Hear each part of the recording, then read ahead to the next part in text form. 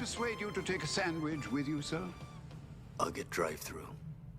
Welcome to The Good, the Bat, and the Sequel. This is a movie podcast where we're talking sequels, and we do it in two parts. The first, an interview with an actor or someone involved that made the film worth watching.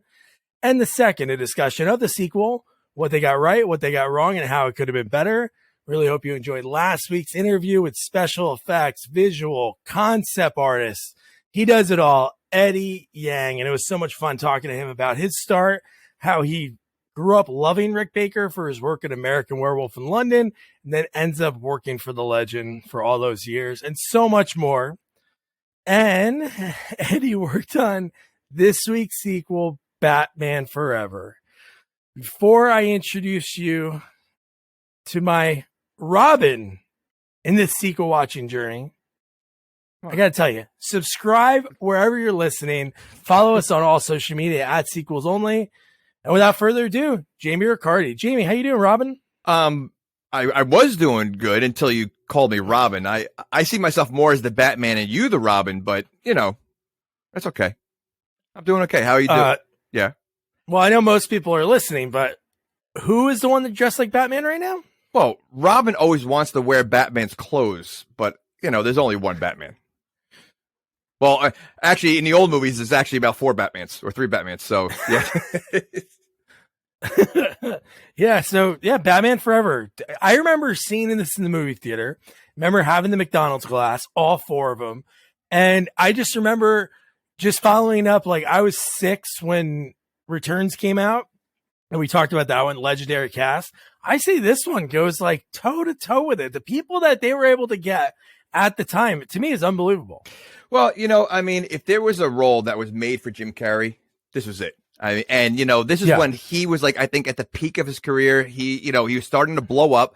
And to me, he makes this movie. I mean, this is why I liked it back in the past, because I love Jim Carrey, you know, old Jim Carrey. Now, not so much, but back then he was the best. So, yeah, I agree. It goes toe to toe. Awesome. And we cannot do this alone. It's our first sequel of 2022, which is going to be an epic year for us. And we're bringing back our guest. She was our bride for Bride of Reanimator.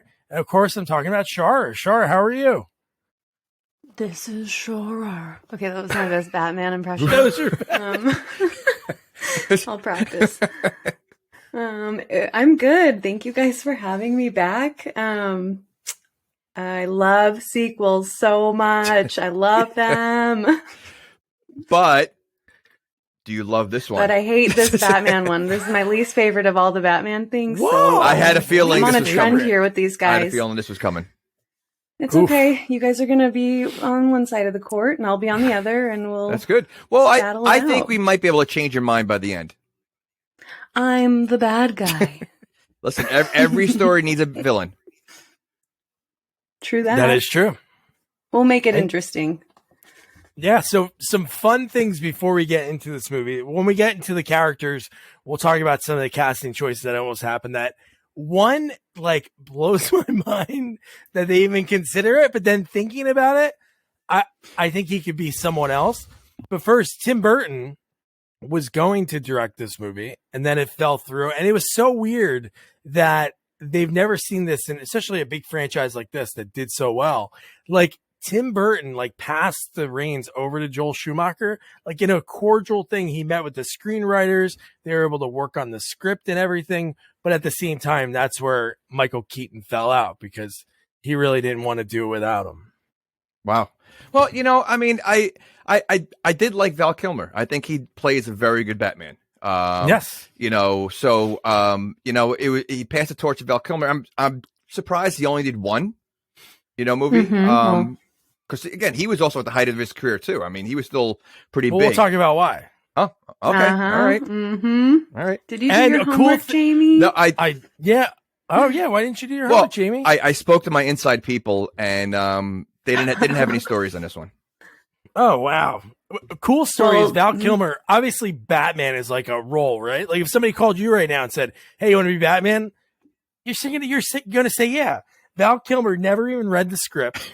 He was actually in a bat cave in Africa doing research for the movie Ghost in the Darkness, that hunting movie with Michael Douglas. Yeah, when they're hunting the lions. And he accepted the role. Yeah, and he accepted the role without even reading the script. Wait. Before he accepted this role, you mean? This role, he got a phone call while he was researching the role there. They said, "Do you want to be Batman?" Oh, wow. Well, I thought that, and I could be wrong, but he's been difficult on set for some roles, so maybe that has something to do with it. That's my guess. Well, you're kind of right. Joel Schumacher did say that. He said Val Kilmer gave him the two greatest gifts in life. One was he accepted the role of Batman, and two, he made it easy to move on from him as Batman. Wow. Because he likes his portrayal. Like, he doesn't bash what he does. But there were just some stories on set. One was, maybe it was just the way Val was. Warren Buffett was on set for a day with like his kids, and they didn't even care about Val. They just cared about the guy that was in the suit. So he felt like anybody could really be in there, which isn't really true. We see that with Batfleck. Sure.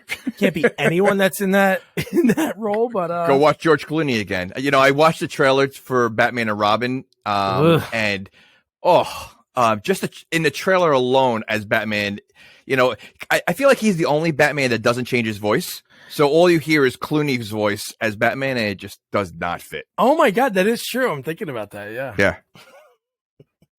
So, Shar, do you want to hear some of the people that were actually in the running for Batman? Let's do it. Billy Baldwin, Daniel Day-Lewis, Kurt Russell, Alec Baldwin, Ethan Hawke, Ralph Fiennes, Tom Hanks, and Johnny Depp. Tom Hanks? All right. So I'll tell you right now, I could see some of them and some of them not. I can actually, just because of his voice, and I could see Alec Baldwin doing it. Yeah. I could see, listen, Daniel Day-Lewis can play any role. He's probably one of the best actors of our generation. I mean, there isn't a bad movie that he made, so I can see him doing it also. Johnny Depp, no. Johnny Depp, absolutely not.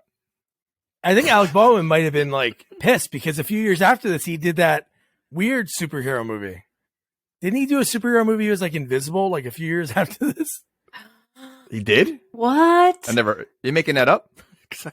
I'm pretty sure he did a superhero movie like a few years after this. But yeah, so let's get batty. Let's dive right in. So I loved the beginning of this movie because the fact that now it looks so corny and bad, but then that was like the coolest thing to see the 3D names like flying at the screen. But watching it, it looks so dated, just so old. And it went on again a little too long. Like, I like movies that go right into like this, showing credits like later. Half the credits were just words, and then half the credits were the driving of the mobile. And so I don't like watching movies where they just have credits on the screen because it just you get bored and no one's really paying attention to those anyway. Oh yeah. So but before we even go any further in this, and I know I'm sure part of why Shara doesn't like this movie is compared to today's Batman, where it's more of an action dark movie, all these old Batmans are very comic booky. That's what they were aiming for. So, they're going to be silly. They're going to be, goofy. And, that's the aim of what those movies were. In my defense, I think 90s in general, for me, you guys have a nostalgia behind it. I was like waddling around town all the 90s. So it has like this weird cartoony vibe to it.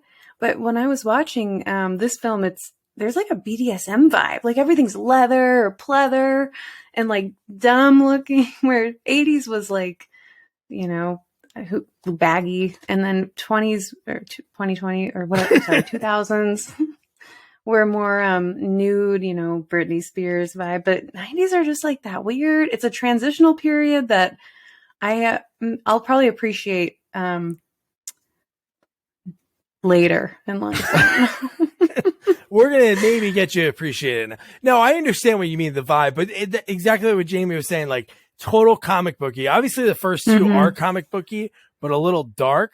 This, they went with the vibrant colors, the little bit of angle on all the shots. So you like felt like this different way, and the way they just framed everyone, even like Nicole Kidman, when you saw her for the first time, it was just like you felt like you were watching almost like Sin City-ish.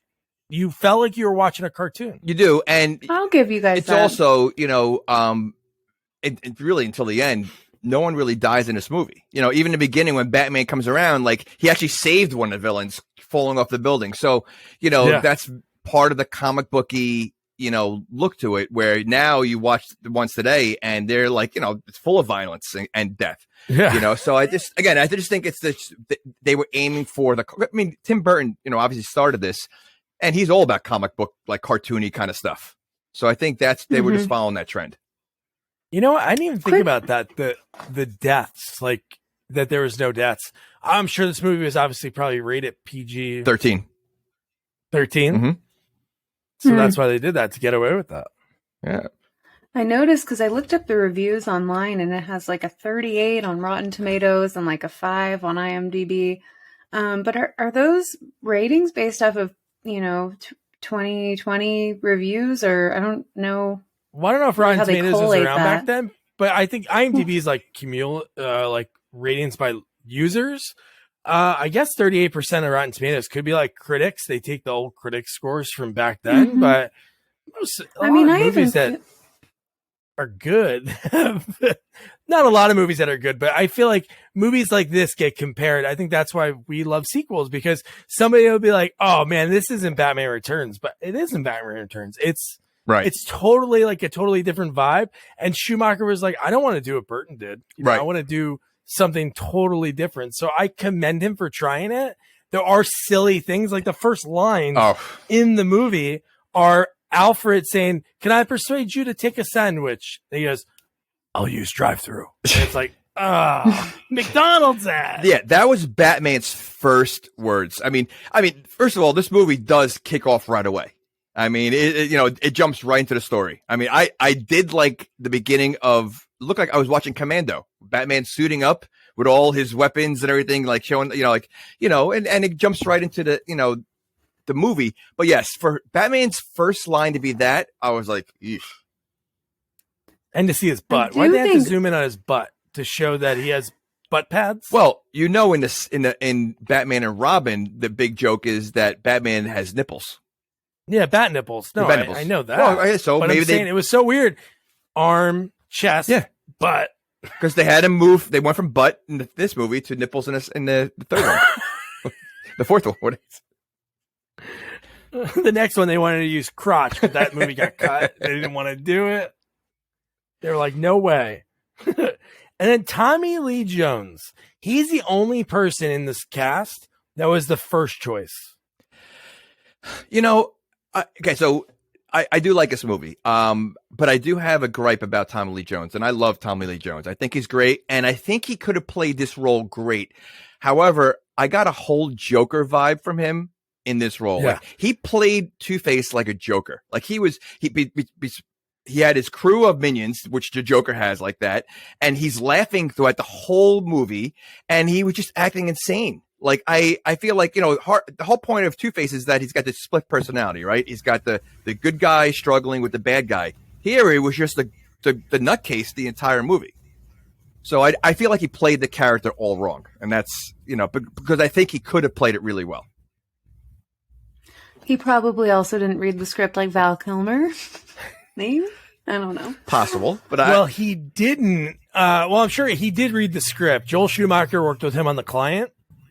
But his son was a huge Batman fan, 11 years old, and said, you got to do that.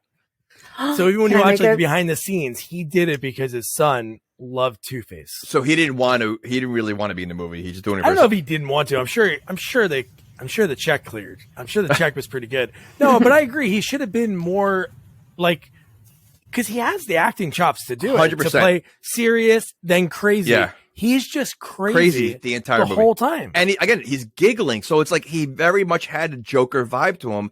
And he played it like, if he was a Joker with different makeup, the same character he played would have fit with the Joker. 100%. 100%. What I did like though, because I was happy they didn't do like a backstory. Like he was already like they didn't show how he became Harvey, like the Two-Face, that he was already crazy villain attacking Batman within the first 5 minutes. Didn't waste any time. Cut that out of the movie. They actually had an intro of him and they didn't show his origin story. Well, they show his origin story on GNN, Briefly. Gotham News Network. And but no, they actually cut it out. They were going to have an opening scene where he broke out of Arkham, but they weren't going to have like the origin story of it. Okay. But one question I have, he gets burned on the face, right? I love that Batman sitting in court in full Batman gear. Like the guy that's the court artist, is he drawing that like the crying defendant? And then Batman sitting behind him, like a really weird looking Batman, because some of those drawings aren't good. Well, if you notice, no one changes their clothes. Like Gordon, when they went to the circus, he's still wearing his full uniform with his hat and everything else. So, like, I feel like just throughout town, they're like, if Batman's going food shopping, he's wearing his, suit. And do you like watching this movie? I'm thinking like, all right, he's doing a lot of action and running around and stuff. How much do you think he's sweating in that suit, and how much does he smell? Like I bet you he smells so bad, right? I mean, Yes. it's leather, right? Isn't it leather? What is it? Leather? It's got to be some kind of leather.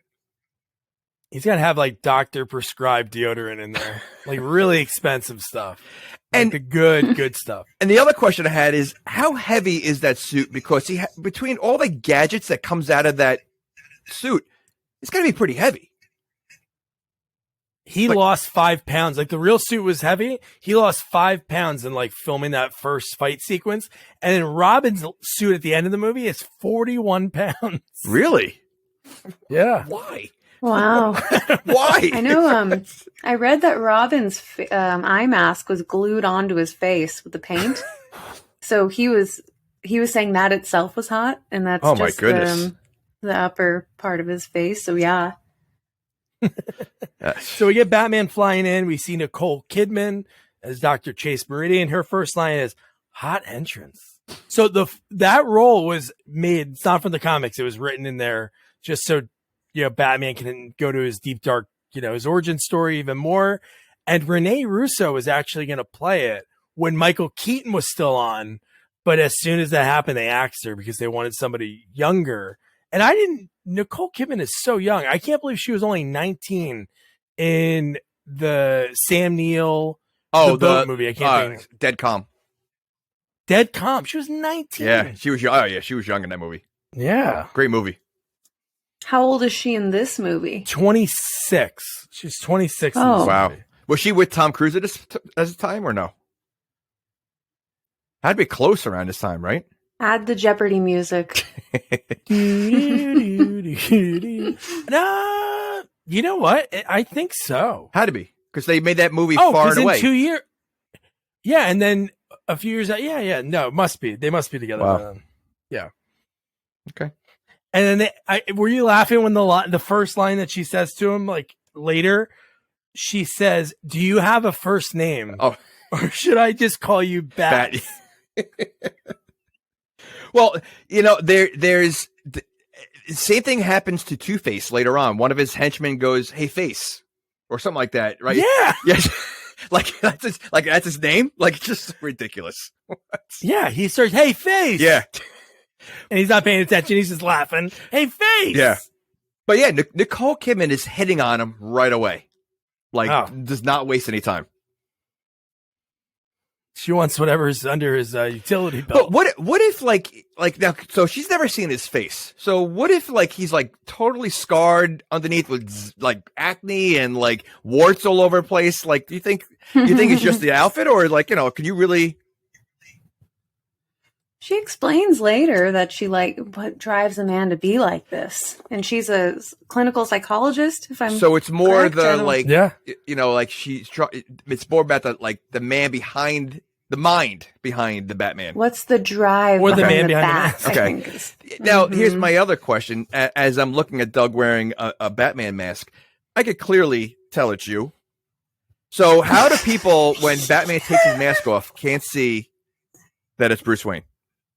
I know. I can understand if Batman was some schlub that worked like in a warehouse, like Right. But the fact that his face is everywhere. If I did something dumb in high school, I would like put my head down. When I did bad stuff in high school, I would put my head down. He's putting his face on every magazine, billboards. And in reality, it's only his nose that's being covered. I mean, you can see his eyes, his mouth, his cheeks, his chin. So, I mean, but then again, if you can't tell Clark Kent because he's wearing glasses, I guess this is a little better than that. So, can we just pretend Elon Musk is running around in a Batman? You know what? He would be a good Bruce Wayne. I think he's the real life Bruce Wayne. Well, he should dress up as Batman. That would be very, very, very good marketing. So then we get more Bat gadgets in this one. Like the first one we see is he has like the one that, again, like Jamie said, doesn't kill anybody, really. He has like a gadget that just electrocutes. It's almost like Wonder Woman's lasso sort of, because it just keeps electrocuting around the body. Yeah. And what? And I mean, and he lets all these gadgets go in the midst of like battle. Like, how does he know which one's going to come out when he's doing it? Because I mean, he's got so many. Like, I just find like, you know, what if he does one by accident, like the wrong one? You know, like like he has one with like the punching, like the glove, like what's his name had in Goonies. Yeah. Do you think it was just because the practical effects were pretty heavy? Like in that time frame where they just wanted to show off they could do it, but it really had no practical effect on anybody? I'm sure they're probably like, hey, there's this new thing that they just did. Because you had to think, this is like when it's starting. Like when I was talking to Eddie, this is like that transition from practical to computers. So they were probably like, oh my God, we can make it look like he's being electrocuted over and over again with computers. So they're probably like, why not try it? That guy had to like shake forever. He was doing it. And then, like Jamie said, he saved the guy and threw him into him. And they shook on top of each other. Well, you know what? He didn't have any of that like special effects stuff in Batman Returns. So yeah, I would say they probably would like, you know what? Let's up our game a little bit, you know? But I would also think it's dangerous because if someone has a heart problem and he uses that, he may end up killing him. He could kill them, yeah. No, in Batman Returns, the only thing he had was he had the grappling gun that he missed the guy's head and then pulled the brick out and knocked him out. So he had to go old school. So this is a totally new school Batman. Yeah. And to talk about Tommy Lee Jones, obviously acting like Joker, but didn't it seem, this reminded me of, Out for Justice, the guy from Out for Justice, Dick Tracy. Oh, yeah. The guy I want to interview so bad. I know you're talking about. Those roles he played back to back. Forsythe. Yeah, William Forsythe in Out for Justice, and then when he was done with that, he walked onto the set of Stone Cold. Dude, just like this, I know he didn't film Under Siege the day before, but dude, he is crazy. Like Tommy Lee Jones is just like he is in Under Siege. Like he's just yelling the whole time. He's absolutely batshit crazy. Every line. Bat shit? Are you? Okay, I'm Batman. I you got to throw the word bat in there a few times. Okay, maybe you are. Yeah. Maybe you are Batman. All right. No, he plays crazy great. He plays a great crazy guy. I mean, but you know, he played. I think he played this role too crazy, if that's possible. Yeah, you know, and then I think that's the problem. No, exactly. See, so Jim Carrey played his role crazy, but it fit perfectly. Like it was just, you know, I feel like Jim Carrey was as if he was doing a sketch in Living Color, and he was just going the whole time as the character. Oh, he was insane, and they were able to let him like play on set.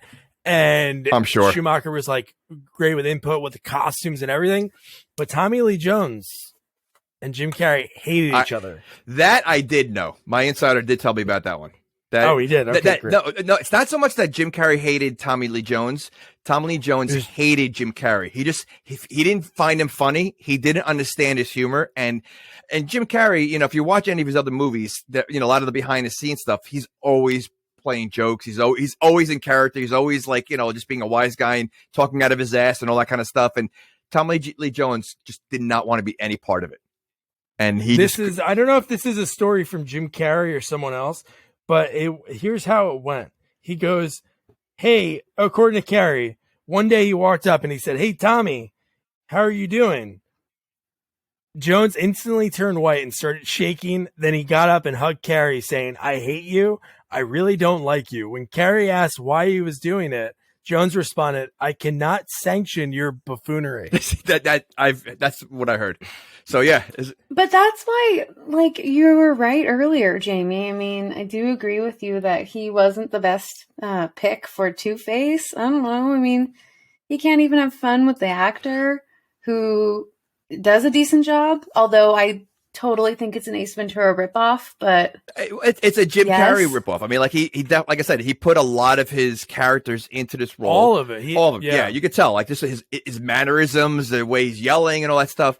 Don't forget. Again, he was young at this time. I don't know how old he was, but he blew up. Like he probably was one of the biggest box office hits, person in Hollywood at this point. So Tom Lee Jones is an established actor who's been around a long time. He's older. I mean, imagine it's like a grandfather, looking at, the teenage grandson doing stupid crap. He's like, he doesn't have time for it. He doesn't, and I think the fact that he used the word buffoonery, I mean, Well, I heard Michael Jackson was supposed to play the Riddler. Did you guys hear that? Or he auditioned? Well, he lobbied for it. He wanted to do it. That didn't happen. Oh, can you imagine? Tommy Lee Jones would be like, Michael, you're amazing. That would have been horrible.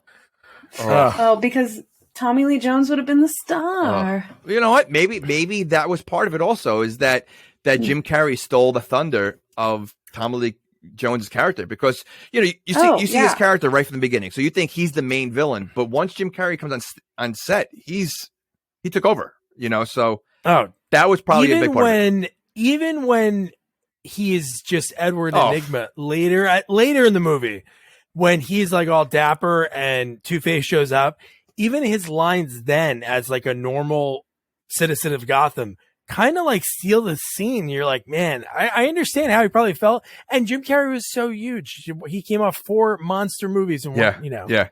You mean when he was Edward later on, when he had a different hairstyle, different hair length, and different hair color every time he was Edward? No, we're going to get into, we're going to figure out the time that happened in this. Okay. All right. Let's get back to the opening scene. So there's like the bank robbery. We'll try to get through this because there's so much to unpack. But so anyway, Batman gets tricked to go into the vault to save, I didn't write down the guy's name, but big time character actor, the guy that plays the bank guard. I hated him. He's in a million things. Yeah, but I hated him. You hated the bank guard? He was so over the top in everything he said. Like literally, like it looked like he was like auditioning for a play. Like he was just so over every line he said was so like out. Like I didn't like him at all.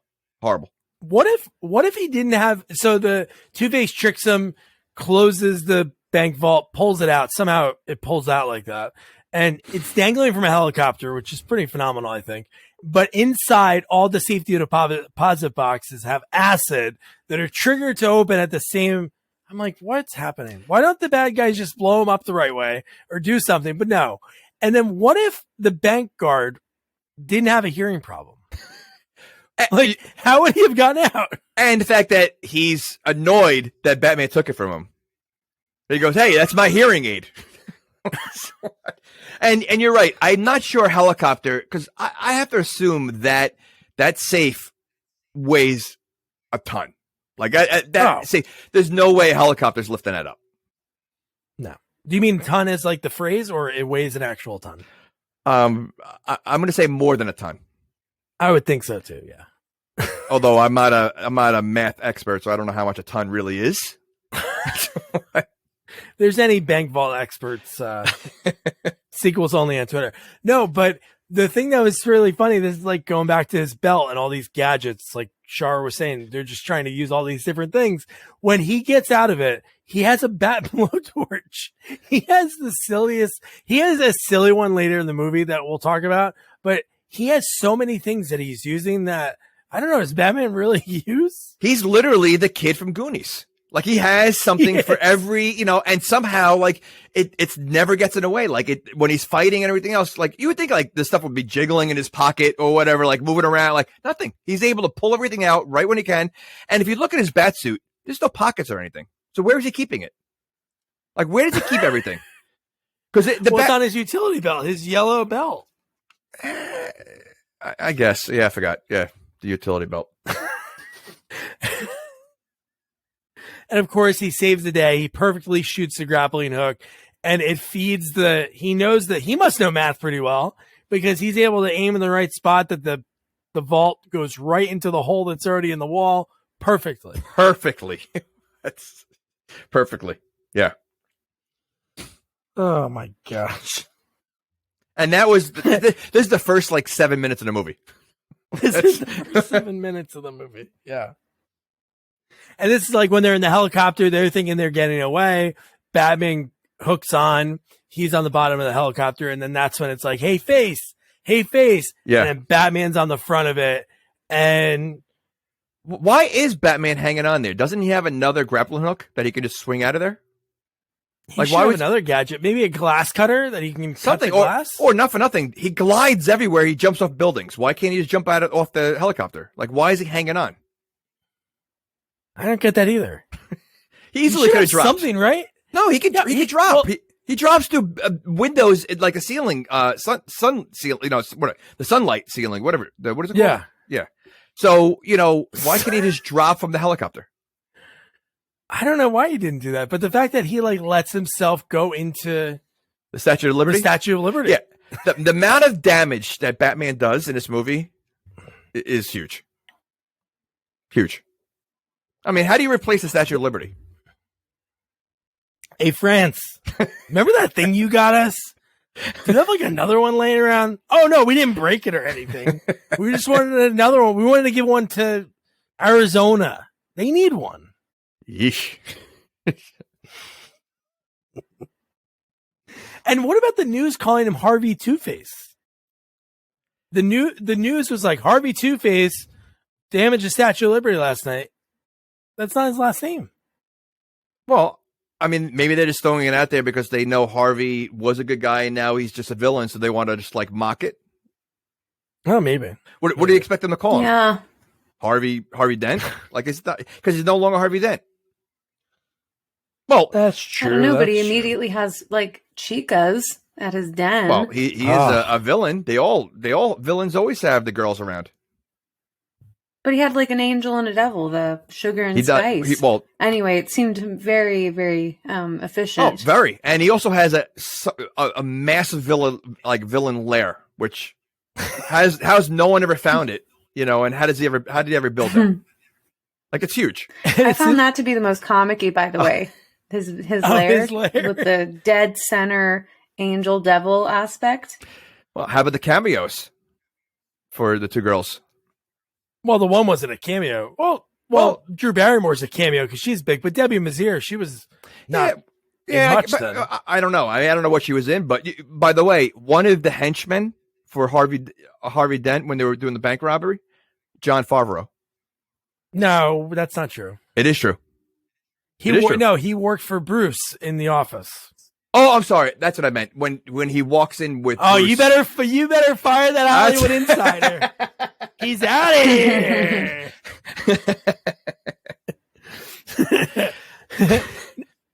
But this is what we're going to talk about. So Two-Face gets burned on his face. Okay. He's right. Harvey Two-Face. Half his face. Half his face. Yeah. His face. Yeah. Okay. But he wears the suit all the way down. Why does it go down there? Like he has a girl for that side and the other side? What do you expect him to wear? Two different suits? Just half one a suit. different on top and bottom. Oh, you're saying because he's wearing a split suit? He's wearing a split suit, split apartment, split girls. Well, because everything. What does has he to eat be for dinner? Yeah, everything is 50-50. So why? That's just how he.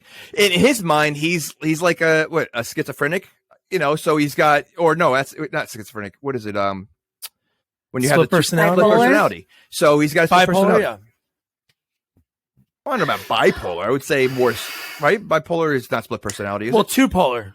That's two. Well, Okay. I think it's because half the brain, right? He said half of him is good and bad, where if you go upper body, lower body, I mean, you still have, if you do male logic. I think when they have Harvey Dent in the newer Batmans, doesn't he kind of conflict? Like, doesn't he kind of argue with himself? Like the one side? Yeah. So that's what it should be. Yeah. Right. That's what I mean. So that's probably why. So he has the two sides to him, one wants to dress nice, one wants to dress like a villain, I don't know. I like Drew Barrymore more. I want to say Oh, that. definitely. I want to get that on the record early. Definitely. But I have to say, so Debbie's like only other role that I remember. She is the girlfriend of Mike Myers' brother in So I Married an Axe Murderer. She's like barely in that movie, but she's in that movie. She's in Goodfellas, right? Is she in Goodfellas? Oh, I don't know. Is it the one with Ray Liotta? Yeah. Or am I? Yeah. She plays the cocaine prepper. Oh, really? Oh, okay, look at that. Mm-hmm. Well, Drew Barrymore is pretty big here, so it was such a small role. I'm surprised. Yeah. Well, no, this is when she's making her comeback, sort of. Early 90s, Scream came out. She got back after Scream came out in 96. Yeah, but she's still a big name. I mean, for a very small role, she made tons of movies before this. So, but if you look just before these years, this is when she had that lull. Maybe like with Robert Downey Jr., maybe people didn't want to touch her. She had a rough life. When she was younger, she had a rough life. Yeah. All right. She's still young here. No. How old do you think she is here? She's like 20. She got to be 20 something, but she was an alcoholic when she was like 13, like 8, I think, or 13 or something like that. Like she was like, horrible. Did you say 8 and then change it to 13? No, she really was. Like she was. There's something with. I think she did coke at like 9 years old. Yeah, she was hanging. All of her friends were all those other kids, like River Phoenix and. Well, her family's famous in Hollywood, so she was always around. So no, she literally was like an alcoholic when she was by the time she was like 13.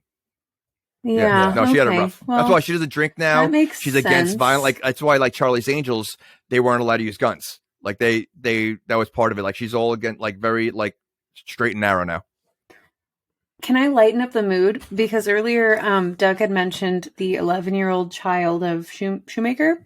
Did you know that Leonardo DiCaprio was the other person to play Robin? Yes, no? Did you read that? Really? He was. You mean they wanted him, right? It was between him and O'Donnell, and they took a poll to a convention with 11-year-old boys. Whoa, I didn't see that one. Look at that. O'Donnell Somebody's got the new insider. outpolled Leo, and that's why O'Donnell was Robin. Well, Chris O'Donnell was pretty big back then. I think he had a big movie that came out the year before. That's why Schumacher liked him. So he was in a school movie, right? Wasn't that one of the? He was in School Ties. School Ties. Yeah. He was in a bunch of it, but so I don't know if I don't know if DiCaprio made too many movies before. Like it was. Let me clarify. It was who would win in a hand wrestle, and O'Donnell won. Wait, hand wrestle? Wait, that's how he got the role because he arm wrestle. I'm sorry, whatever it's called. Yeah, I will. You guys can fact check me. Like I believe you. God, I hope someone didn't just post this online, but I did some research, and that was how O'Donnell got. I'll talk to my insider about that one. So here's some other people that were considered too. This is just like a list. I'm sure some executive wrote a bunch of names for Robin. Mark Wahlberg. Yeah, Mark Wahlberg, Leonardo DiCaprio, Matt Damon, Jude Law, Ewan McGregor, Corey Haim, Corey Feldman, Scott Speedman. Man. Did you actually have Corey Feldman was Robin? Oh my goodness! I would just think it's Donatello. I would like hear Donatello's. I probably could see Corey Haim. Yeah, even though they came up together, Corey Haim was the better of the Corys back then. I think, in comedies, like Corey Feldman. We lost all the Corey Feldman fans. Oh, I'm a Corey Feldman fan too, but he was more in the serious roles where Corey Haim was like, License to Drive and, all those movies. I can see Corey Haim in this role. Corey Feldman, not so much. There was a rumor that Christian Bale was auditioning for Robin. but he shut that down quick and said he never ever would. Well, he knew he was going to be which is Batman later interesting. on, so he's like, if I'm Robin now, I'll never be able to be Batman. Yeah. So, And I'll say it. I think Leo dodged a bullet. So, well, did Chris O'Donnell do anything after? I mean, besides Batman and Robin? Oh yeah, After he this? did Vertical Horizon. Oh, that's right, which is okay. a pretty cool movie. That was a pretty cool movie. But yeah, Again- and then he like went to TV. Like he did movies like more like romance movies. Right. Like, he had the one when a million girls were trying to marry him. Oh, 'cause yeah. I think he was the heir of some Yep, fortune or something. I never saw his it. net worth Just- is 23 million, according to what the internet. Well, we know the internet's always right. So, So then we get the first time we see Edward Enigma, and Jim Carrey, amazing. So this will be like the last of the behind the scenes stuff. So we don't want to do too much of it, but this one's wild. So Tim Burton, when he was still slated to direct the film, Mickey Dolenz. Do you know who Mickey Dolenz is? of course. Okay. He was considered to play the Riddler. Ugh. And then listen to this story. I never knew the story before, but after Burton dropped out, Robin Williams was offered the role by Warner Brothers, but refused because he was still bitter about being used as bait to convince Jack Nicholson to sign on for Batman. Wow. Okay. So two things. One, they probably wanted Mickey Dolenz because, don't forget, he was in the show The Monkees. There was a silly kind of show. So maybe they figured, all right, maybe, he's got the funny chops. It would have failed miserably. I don't think he would have been good. But Robin Williams, I could see. Listen, Jim Carrey is like a Robin Williams reincarnated. Like the way he portrays himself. If you ever watch any interviews that Robin Williams does, Jim Carrey's the same way. Like you never know which way it's going to go. They're just all over the place. So I could see Rob Williams in a role, but he was probably too old. It's like, right? No, You don't. he could have played it. I'm sure. No, he wasn't that old then. Well, okay. So I'm trying to figure out how old Robin's supposed to be in this movie because I know we're not there yet, but there's a part where like he went. Oh, I'll wait till you get there. Never mind. Yeah, Okay, I know what you're going to talk about. Okay. So we'll get to it. So then we'll just go through this part. So Edward Enigma has like this technology when Bruce Wayne shows up, and it's like VR. It's VR 1995. He wants to basically tell him that. And Ed Begley, the legendary so funny guy, I love Ed Begley in this movie, plays the boss. And dude, he's a dick. Edward's a dick. Bruce goes, okay, call my assistant. Here's her number. We'll set up a time. He goes, I need an answer now. And I'm like, whoa, dude. He goes, that's not going to work for me. He goes, that's like who are you? Like he was literally about to get fired. Or is going to be getting fired by Ed Begley because he wasn't supposed to talk to him about it, and you're gonna demand. You're gonna demand, yeah. So, he was a jerk. But listen, he's a complete loser. They show him as like a loser, so like he probably has no friends, and this is probably his only hope to get out of this status of being a loser. Can you imagine having a job that you could just work on anything? Because it seems like Ed Begley's been telling him for weeks, do something, and he's working on this thing that looks like a blender. With just like green slime. 100% was a blender on his head. But so that was one of the questions I had was, what is his job? Like, what is he? He's a scientist. He's probably a research. Yeah, but that didn't look like a science lab. It didn't. No, it didn't. It looked like more like a call center. It looked like a sales room, but no. Isn't he like a neuroscientist, right? But nothing said science in that room. Outside of his like gadgets, like are they? Is he an inventor? Like are they like inventors? Yeah, like he's probably R&D, like research and development. But the fact that he wants to like manipulate brainwaves and he's using all this jargon, and Bruce is like, "Yeah, I don't think that's right." And then that's when he walked out because he saw the bat signal. Okay, all right. Let me Google what year computers came out because I think this was in the middle of all the chaos. No, computers are definitely out by then. Oh, way out. I think that's why he was talking about, like creating these brainwave yada yada yada, but it was still To my knowledge, they were still pretty amateur, where it was like this discovery. And I felt like that was what the film almost was, I don't know, like alluding to the future of? Maybe I'm wrong. What was he trying to do with his invention? Like, what was his goal? Was it to manipulate and take people's... Was he already thinking he was evil trying to- aspirations? Because but the way he was did that in selling the next scene. Yeah, but the way he was selling... No, he did it purposely in the next scene because he was angry. But like, what's his gadget for? You know, like that virtual reality. No, I know, but what's his goal? Like, is it just virtual reality? Like, what was his, like, you know, obviously he's tapping into the minds of people.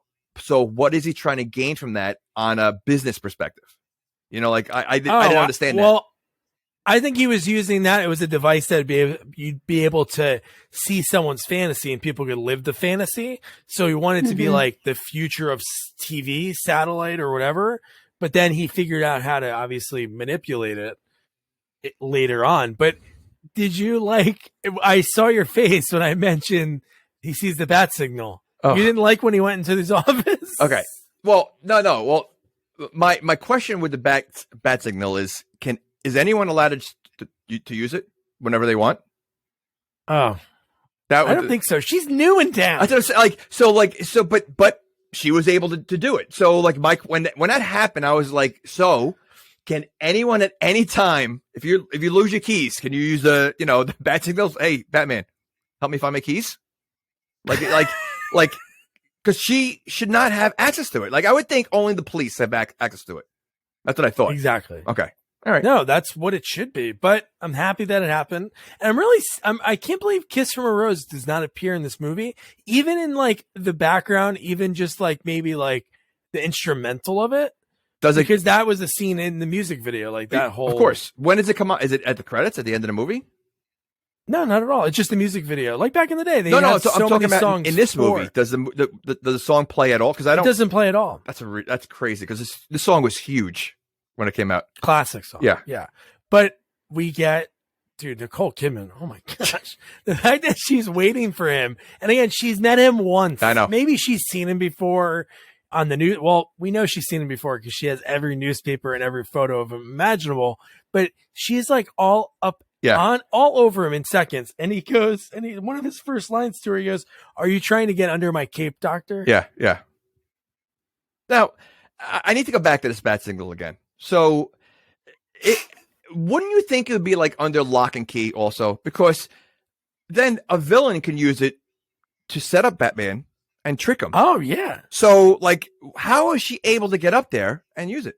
Because Gordon comes up. Why didn't Two-Face do that? Why couldn't Two-Face or Riddler do that? Do the signal. Well, he shows up. They probably assumed that it was under lock and key and that they couldn't do it. She just figured, let me give it a shot, and like, wow, it opened. Oh my God, it worked. Somebody forgot to lock it. Commissioner Gordon had a hot date. Gordon does get up there. He walks up there afterwards. In a robe. He's in a robe. Like, does he live there? He lives in a station. But she's all over him. She goes, I'll bring the wine, and then pulls. She has like a slip on, and then she says, "Am I not your type? I'm not in skin tight leather and carry a whip." Cool little reference to Catwoman. Yep. Well, she's done her research. How does she know that he was dating or like he was hooking up with Catwoman? Probably a newspaper. Maybe the paparazzi saw a photo of them on top of the roof. Kissing. All right, because that wasn't really public. That was all like on top of a roof when it happened. Right? When they hooked up, they were in the Penguin's cave and on a roof. So I don't think anyone saw. TMZ, man, they're everywhere. They're installed. They are everywhere. That's true. They're everywhere. But then this is where she reveals like a little tidbit that I really hate it at the end of the movie, because you knew that it was happening because it came out of nowhere. Because she talked about, he goes, "I have more important things to worry about, like Two-Face." And she goes, "I can tell you about Two-Face, the coin. Everything matters with him is the coin." And I'm like, yeah, right, I think. And then Batman even says like, "I know that already." Yeah. I'm like, but why would she know that? Okay. Well, she knows you can use the bat signal anytime you want. So apparently she knows everything about Gotham. But you didn't know Commissioner Gordon sleeps at his desk, guarding it.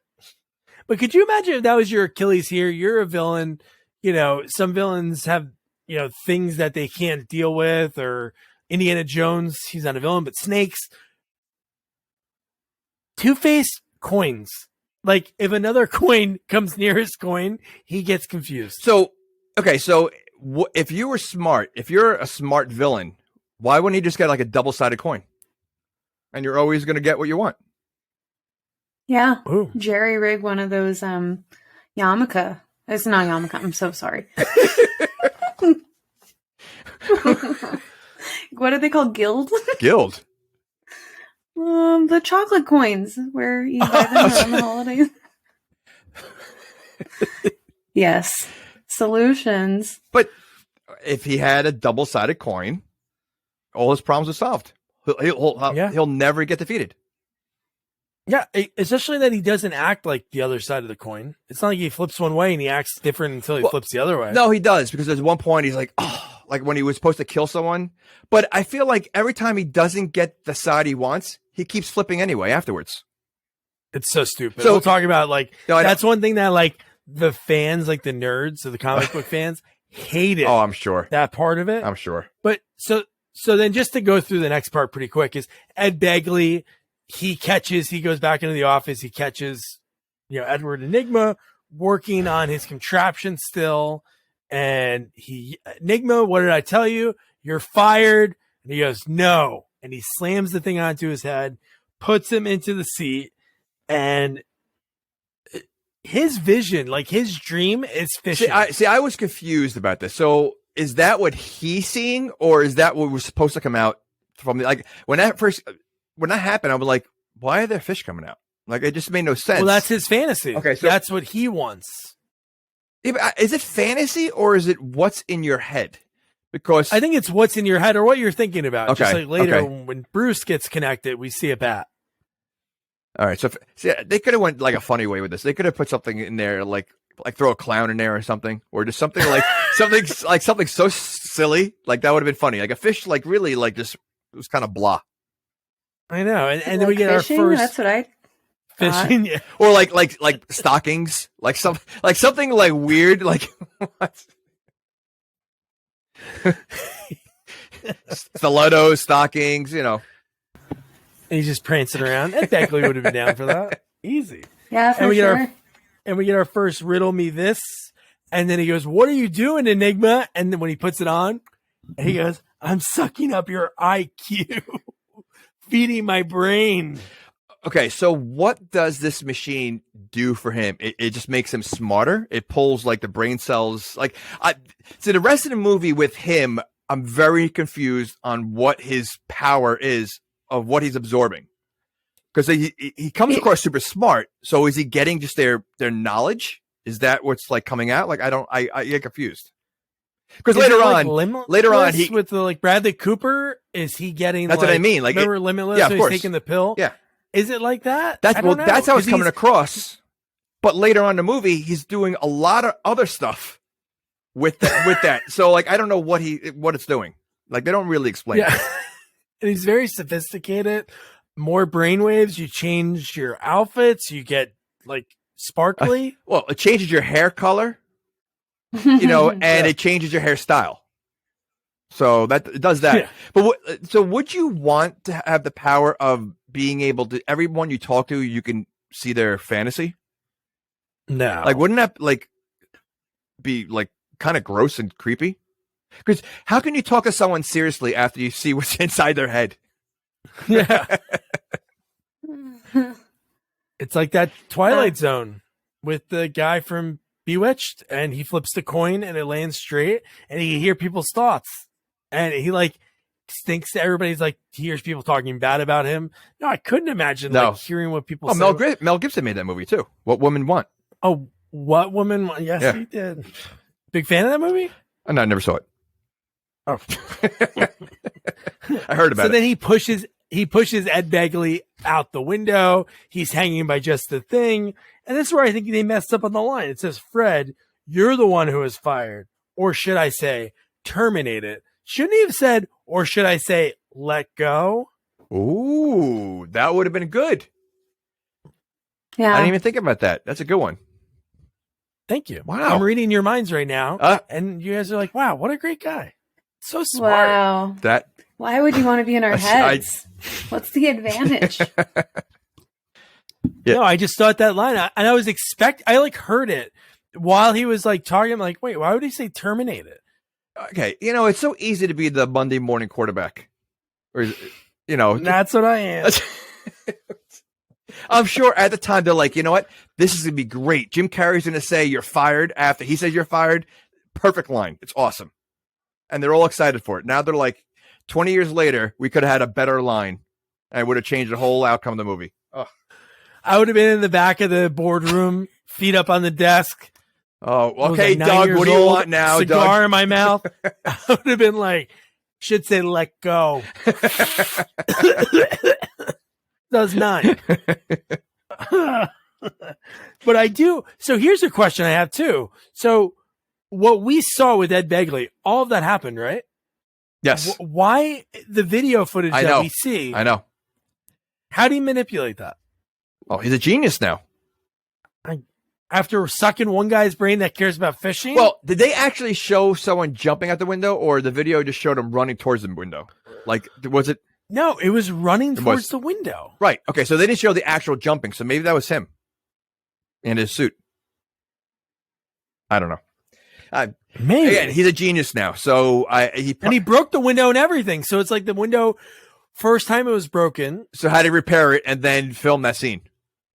Oh, what about the chair? Where'd the chair go? Did the chair fall with him? So you're telling me that Edward Enigma had time to manipulate the footage, run down there, not only of everybody's probably screaming and yelling about this dead body that just landed on a New York City cab, and he picked up the chair and threw it in a dumpster?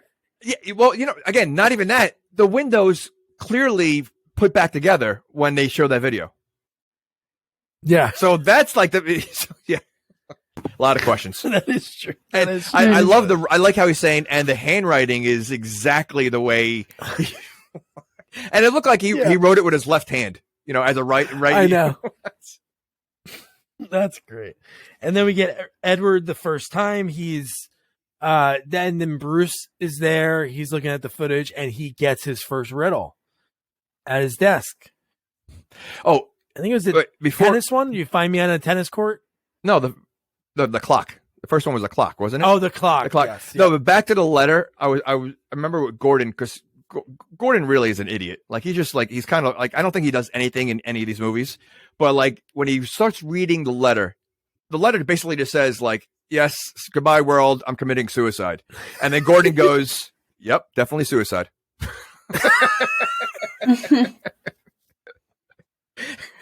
He put it all together. In seconds. I figured it out. But Bruce is a good guy. How about when he's walking in the hallway just before he gets that riddle? He goes, I want to make sure I pay the benefits to his family, to Fred's family. And she goes, well, Bruce, you don't have to do that. He goes, but I do want to do that. I'm like, wow, they added this in to show how much of a caring guy he is. And then we get, like you said, to show that Edward's a nerd. He lives in a lair. He looks like a hoarder, but he does have like that Zoltar. He lives in a lair. He lives in a room. It looks like he lives in a storage room. It's literally one room, and that Zoltar thing takes up half the space. Like, where lair doesn't mean size. A superhero, a villain can have a lair that's huge, or he can be early on in his villainy and have a studio apartment. What is that Zoltar thing anyway? It's like the question mark man. It's not the Riddler, is it? You know what? It may be because when it comes back to the green light, when he's going over names, he never says Riddler. He says something like question. What did he say? I forget what he said, and he never says quiz. Riddler. He says like Quizmaster or something like that, and then he looked at it. He goes, and then he came up with Riddler. So maybe that thing is called the Riddler. Yeah, but what was the whole thing? There was only one option, right? Didn't it only go to the question mark? No, it was no or yes. It was. Oh, it was no or yes. It's like the 8-ball thing. Yeah. Seems likely. I still don't think that's really a lair. Because then, would you say like, well, Oscar the Grouch, his garbage can is a lair, It could be a lair. He loves trash. and he's a villain. And he does have it downstairs. I don't know. My daughter watched Elmo and Grouchland, and it goes down really far. Oh wait, so it's not just a can? It's actually like a house underneath? It goes into like a world. Yeah, no, there's actually a basement in his thing. It's pretty fun. All right. So then we get, so how about this? Wouldn't this, again, you could tell who Batman is by just his face, because you could see all of this, you know? He's going for an appointment with Dr. Meridian, and he shows up. But again, dude, that office is the coolest office ever. It looks so awesome. And he hears fighting. And his first instinct, not yell and say, "Are you okay?" No, he barges and busts the door down. Without trying to open the door first. Okay. So what if it was open? Yeah, so right. So one, he didn't try to open the door, and he didn't just knock it over. He took the door off the hinges, which I find almost impossible to do. I mean, like, you know, like the way it literally just like timbered down. Like it fell right down. And now she's expecting him, correct? Like she has an appointment made. Oh, and I'm sure he's pretty punctual. I'm sure that's like right at the time. So she's gonna meet with someone all sweaty and just right after kickboxing. That's true. How dare she? I'd be pissed. I'd be like, "Hey, give me that 5 minutes back." And you know that room smells like sweat. Like, and you're gonna. Oh, that is true. No, girls are not like that. You know, girls that. don't sweat. They sweat and they smell. You ever great. go to hot yoga? Okay, that's that many people, and this is tiny little Kidman at what 22? Did we decide how old she was? 26. 26. 26. Okay, pardon me. Oh, so you're saying she smelled like roses? He was loving it. She did that on purpose. Actually, she definitely did it on purpose. But then again, though, she didn't know who she was meeting at first, right? I just think because she kind of seemed surprised. Or what are you here for? Either way, she's like, this guy's gonna love me. Confused. Yeah. What was that? Like, she has to know A, who her next patient is, and B, she has to know who Bruce Wayne is. Without a doubt. There isn't a person in that town, because Gotham isn't that big, that doesn't know who Bruce Wayne is. And they have to know how good of a guy he is. I'm sure he does charity and stuff like that. The fact that her first line was like, "Oh, good, if you can afford to get me a new door." Like, whoa. Yeah. All right. He's trying to kind of help you, know? I still don't think anyone could just knock down a door, because he doesn't have super strength. And the way the door came off, I don't think anyone could do that. That's a big door. It is a big, it's a thick door. It's a big door. And again, Batman doesn't have super strength. It's all about the suit. And he wasn't wearing it. So I don't believe that. All right. And can we talk about your first opinion, guys? That like Rorschach. Oh. When you saw that, could that be anything else but a bat? It was a bat right off the bat. Right off the bat. Right off the bat. Yeah. With that, I even looked at it. I paused it. I'm like, what else could I think this could be? 100%. Nothing. Nothing. And she was like, "Huh, why'd you think that?"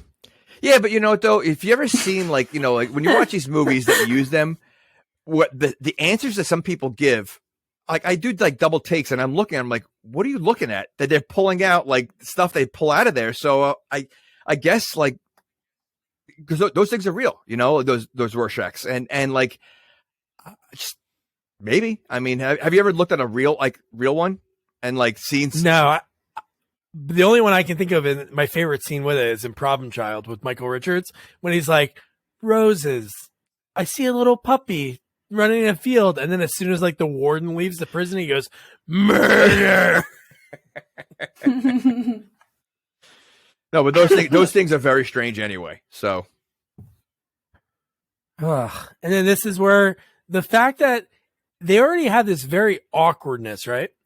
And this is when he says, "Oh, you must be obsessed with Batman." She's like, "Oh," and it's like every magazine, every photo. And then he goes, "I got to get you out of those clothes." And she goes, "Excuse me?" And he's like, "And into a black dress. Would you like to accompany me to the circus?" So wouldn't that be against, she's a doctor, right? Like a psychiatrist. That is true. So wouldn't it, first of all, she just met him. even though she know like, who he is, she just met him. He's already asking her out on a date, and she's a therapist to him. So like, I'm not sure if that's allowed.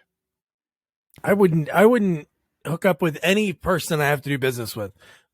In my life, no garbage men, no mailmen. Listen, no cashier clerk at the supermarket. What do the Sopranos say? You don't shit what you eat. Yeah, that's what it is. Lord. So, well, I heard Doug say men, and I heard you say shit. So, what about garbage women person or beautiful girls? Let's change the tone. What if she did it as like a little test to learn more about him? Yeah, but well, you know what though? Like, same thing. Would you want to date someone when you're getting inside when you're sharing what's in your mind? Would you want to date that person? Like you're telling them all your dark secrets, that really, when you go to a therapist like that, you're really not sharing anything with anybody else but them. You know what? I just realized it's a comic book movie. It is? Jamie's face. It is? It seems like, hey, baby, or not even hey, baby, I'm sorry. But, hello, patient I wasn't expecting or did not know anything about. Let's go to the circus. And I don't know, never mind. I'm not going to roll with it. So it's not going to go anywhere. Well, when he says, like, put you in a dress, I thought he was going to take her to, like, a banquet. No, he takes her to, you need a dress for the circus? He still wants to be with the hottest girl at the circus. Who doesn't want to take the hottest? Usually a girl wants to go to a ball. He takes you to a circus. All I know is I feel like I'm talking to like a cross-eyed Batman right now. I love it. and you got to think the circus is one of the dirtiest places you're probably going to be. Yeah, it's still. So why would you have someone dress up to go to the circus? Exactly. I'm going to think about this as a female. I'm going to think long and hard. Well, would you want to go to the circus all dressed up? Like, as if you're going as a date? Yeah. I honestly probably would, actually. I'd probably get dressed up because it's the circus. It's not like it's the grocery store. I mean, it's kind of a So you're saying the grocery store is dirtier than the circus? No, I'm not saying, I'm not saying the grocery store is dirtier, but I wouldn't get dressed up. I would rather get cute and dolled up for God, that sounds weird to say out loud. Cute and dolled up for the circus. Where'd you really go on a first date? Circus or bowling? I don't know. I think bowling might be dirtier than a circus. Yeah, for sure. So then we get to the circus, and so Bob Kane's wife has a cameo. She plays that annoying ass reporter. She's so annoying. She goes, "Oh, Bruce, who's this beautiful young girl?" And she goes, "Dr. Chase Meridian." And she goes, "Oh, a doctor of what?" It's like, bitch, Jesus. Yeah. The nosy people. Paparazzi. TMZ. She's a TMZ. She had the photos of him and Catwoman. See? Okay. So that's how Dr. Chase knows. Now it makes sense. So this circus scene is something else. It's so ridiculous. So we see Chris O'Donnell for the first time that we talked about earlier, all the people that almost had the role before him. So his name is it's not Robin, right? It's Richard. No, his name's Dick Grayson. Well, Richard Dick, right? That's the same name. Yeah. Okay. Grayson. So where does Robin come in? Oh, he tells a little story about Robin. About he swooped in like a robin. He's telling a story about how he saved like his brother one time or something. And he told Alfred that story, and Alfred said, "Oh yeah, you should use that." Okay. Yeah, and then he makes some comment later, "You'll fly again." That's right. Okay. Right? Because when I think of swooping in and saving, I think of a robin. Not an eagle or like a hawk. I think of a robin. You'd rather his name be Eagle? Batman and Eagle? I think Eagle's badass. Oh. I think Robin, I mean, it says it's his like foster son, right? But I feel like it's almost like a big brother, little brother thing. I don't know. Oh, you mean his family? No, just the dynamic of why they even called him Robin. Because it is a softer. It is very, well. You go from Batman to Robin. Right. See? She's on the same page. I'll be Robin. I I've wanted to dress up as the female Robin costume for a number of years. I haven't. Today would have been perfect. You know what's great? I know, that's why I did that. It could be Robin. You don't have to change it. It doesn't have to be like Batwoman or Batgirl. It's just Robin, because Robin could be a girl's name, right? It could. Is there a female Robin? Absolutely, yeah. I'm sure there's a female Robin. That'd be hot. Okay, you don't think Hawk sounds better? When you said eagle before, I just imagined like he's wearing like cut off jean shorts, a freaking American flag T-shirt. He's crushing beer cans over his head. Okay, but that's more badass than Robin. I mean, I don't know. Well, Robin. 90s, we have Radiohead. We had a lot of 90s had like the best music ever. I'm kidding. So then we get Bruce, and they're not even sitting next to each other. Isn't that weird? I guess that's for the camera, so for the conversation. But they're like sitting in aisle seats across from each other, because he goes, "What are you doing tomorrow?" And she goes, "I don't know." He goes, "I was thinking about doing rock climbing." So in your first 2 dates, you're telling your kids like, "Oh, how'd you and mom meet?" Well, first I barged down a door, and then I invited her to the circus. And let's be honest, they really were only talking for like 5 minutes. Like when he knocked down the door, they were talking for 5 minutes, and then he goes, "All right, get dressed." So yeah, they're going on 2 dates within this meeting for 5 minutes. I know. They did like speed dating. Rock climbing. Yeah, it was speed dating. And then she blows him off. Yeah. She goes, "I have to be honest with you. I'm sort of into someone." It's like, damn, you took my circus ticket, and now you're telling me as soon as the show starts, the clowns came out of the tiny car, 15 clowns come out. Now you reveal this? I could have found someone else. Wow. Wow, you really thought about that. Yeah, Batman. You and all your glory over here. Batman's bitter. I think the more you talk, your mask keeps circus. moving to the side. I'm telling you, it looks like I look like Batman got kicked by a horse. You look like the Toxic Avenger. Who is the sidekick? I forget. Aww. No, not Toxic Avenger. Oh, put it back on. I was sweating. Like, oh my God, my face is so red from wearing that so you're mask. wearing the outfit for only, 40 minutes? Okay, Batman wears it in fights and everything else, and there's no sweat. He smells. Movie magic, man. It's Okay. only like 4-minute scenes. He takes it off. He breathes. No. Probably has a towel boy. He's paid a lot of money. He's paid a lot of money. Well, sequels pay I was going to good. say, I think Doug makes a lot of money doing sequels. So then we get Two-Face. He comes in, he takes over the circus, and I love his lines. I know it's over the top. So I think I would have enjoyed his lines if he was both. Like if he did like the Jekyll and Hyde better. Yep. But like his line when he goes, "We call it massacre under the big top. We have 200 sticks of dynamite." Now let's talk about this. I know anybody that dies, it's a life loss, massacre. But there weren't that many people there. There weren't. Bruce is Bruce Wayne, right? He was sitting in the back. He was sitting like the last row. So where is Harvey Dent's Two-Face's anger come? I know he's mad at Batman because he feels that it was his fault that he was there and everything else, and that's why everything But why? happened. I don't understand why. Well, because I don't know. But he jumped to save him. Well, he said because Batman was there, and if he wasn't there, the other guy wouldn't have tried to throw the acid. Marino, or what are the guy's name, or something like that. Yeah, Maroni. Who's played by Eric Roberts in the newer movies. Yes. But he was throwing it at you're telling me he was trying to hit the acid at Batman? That I don't know. That's what he That was a bad toss. But why is he mad at everybody to start killing everybody else? Like it's one thing to go after Batman, but where's his anger coming from everybody else? Yeah. Yeah, it makes absolutely no sense, Okay. really. It doesn't. I do love that the mayor of Gotham is George Wallace. Oh. Legendary comedian George Amazing. Wallace. Amazing. Oh my gosh. And then we get the flying Graysons.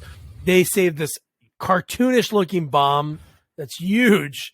They're able to save it by doing their tricks and their feats. So there's a perfect circle hole above the tent where the bomb just happens, which looks like a plastic bomb. Like it looks really barely fits through. Barely It fits barely through. fits through. And I mean, if it is that big, if it's a bomb that big, how heavy do you think that thing is? It's got to be massive. Massive. Yeah. Yeah. And they're gonna risk his life to do that. All this. I mean, he's not a hero. He's a gymnast.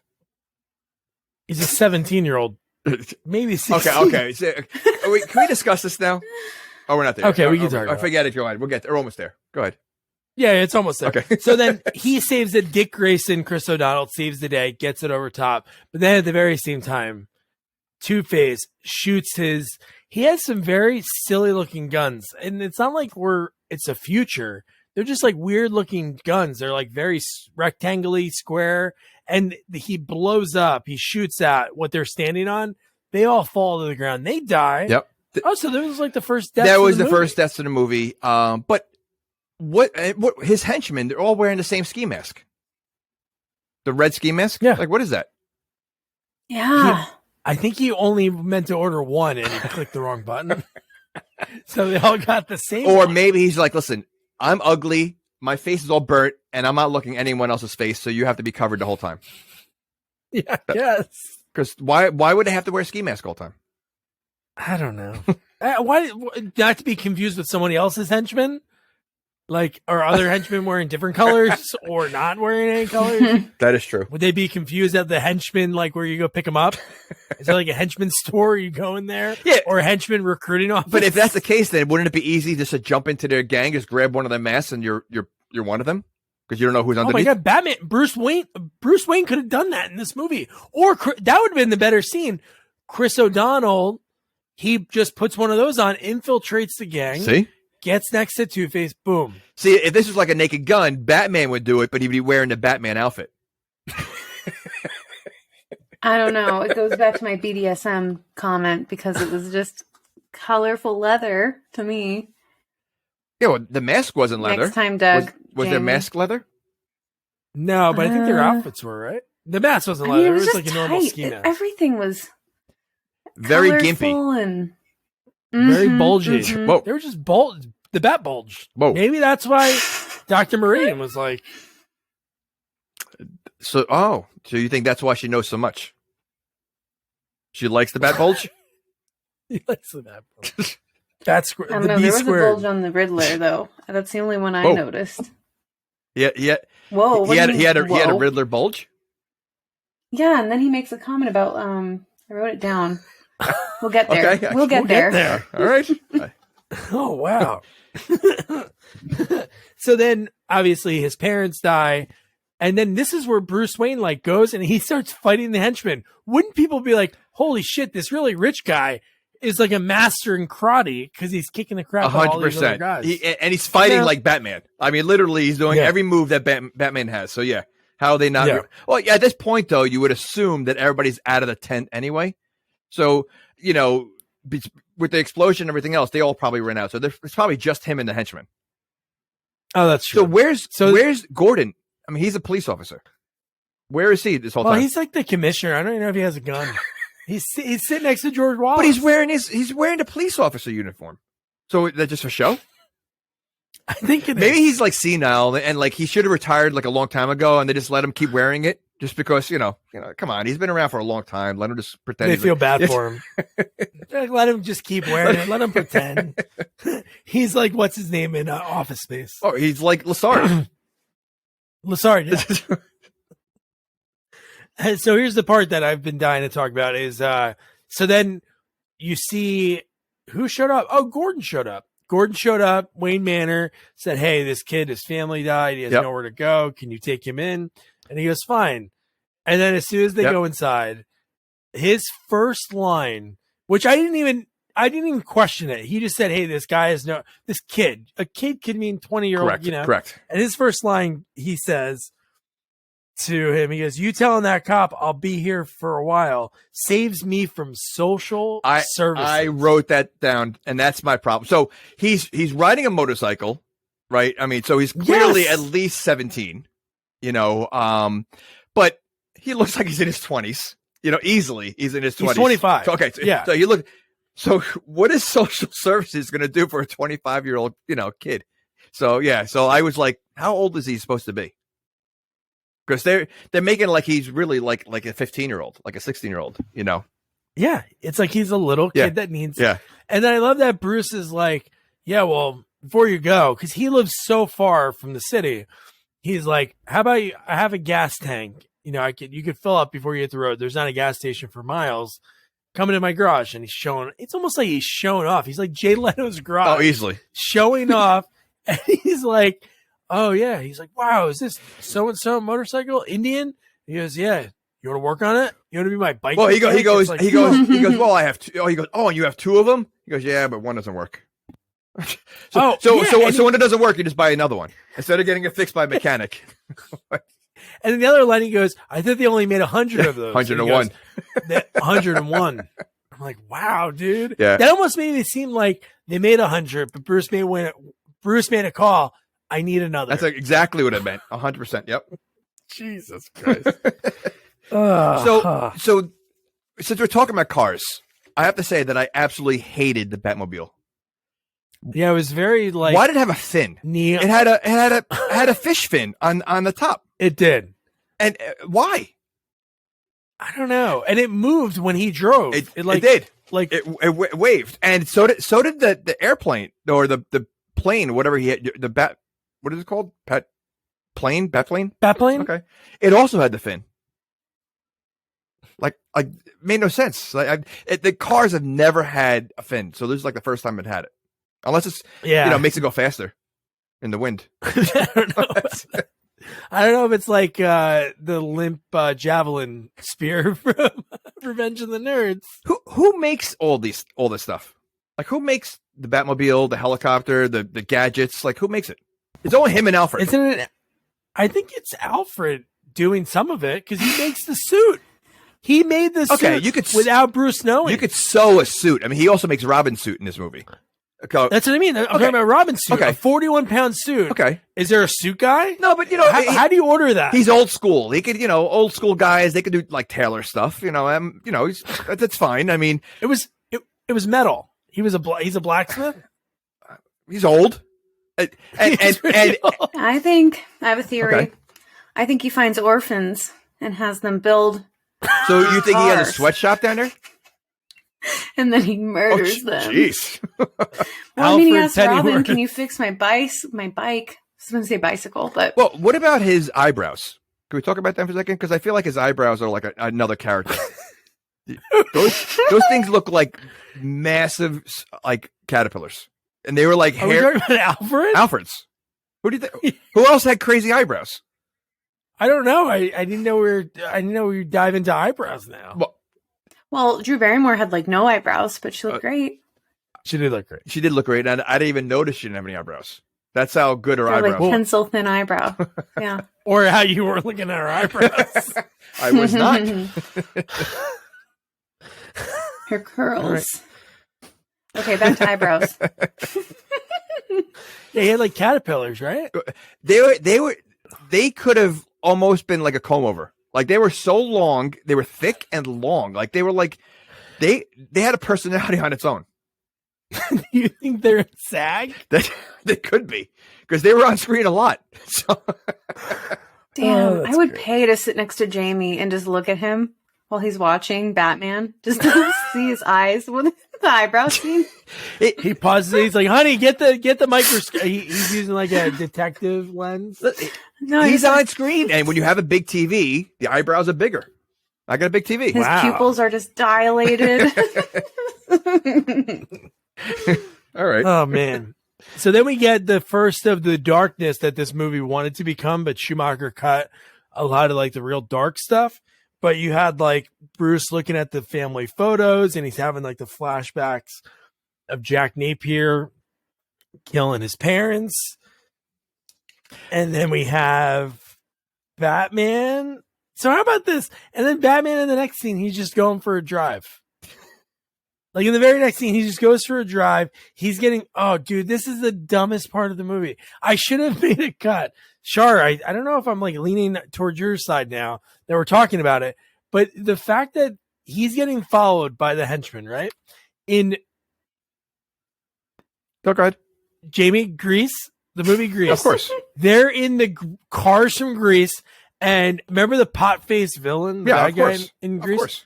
He looked like Two-Face. He did. So they're driving these grease cars and they're following Batman. How in the hell, just because Batman has a grappling hook on the front of his car and he can somehow go up a building, whatever, that's cool. But why don't those guys hit the brakes? They can't do that. And how are the Riddler and Two-Face watching all this? Weren't they watching? It wasn't this. They were watching all this. It was on GNN, maybe? No, and they wasn't this. This wasn't when they were playing Battleship, was it? No, this Battleship was later. No. Battleship's later when they're doing the. No, but weren't they watching this on the screen? They were watching. No. The radar. They're not watching it because this is where Two-Face is pretending to be a homeless guy. Okay, you're right. You're right. Remember, Okay, pretends to be a homeless guy. You're right. No, not a homeless guy. A woman. A woman with a carriage. He was pushing. How'd you know she was a woman? No, it was a baby carriage. No, it was a homeless person with a shopping cart. I thought it was a woman pushing a baby carriage. No, well, nope. It's this movie uses a few of the same things from other ones. Maybe they did that purposely. Remember Batman Returns when Batman's about to hit the woman with the cans, and he just like stops the Penguin from controlling it. And then they even do the scene from the first Batman with the karate. Remember the guys doing the crazy karate? Yeah. And Michael Keaton just stands there. Yeah. They do that scene in this movie. But no, the fact that when he has the rocket launcher and Batman pulls out another wheel, a fifth wheel, and goes sideways, moves to the side. Yeah. I love that. Again, who's making this stuff? Like, it's crazy because it's really an old man and Batman. And somehow they got a guy.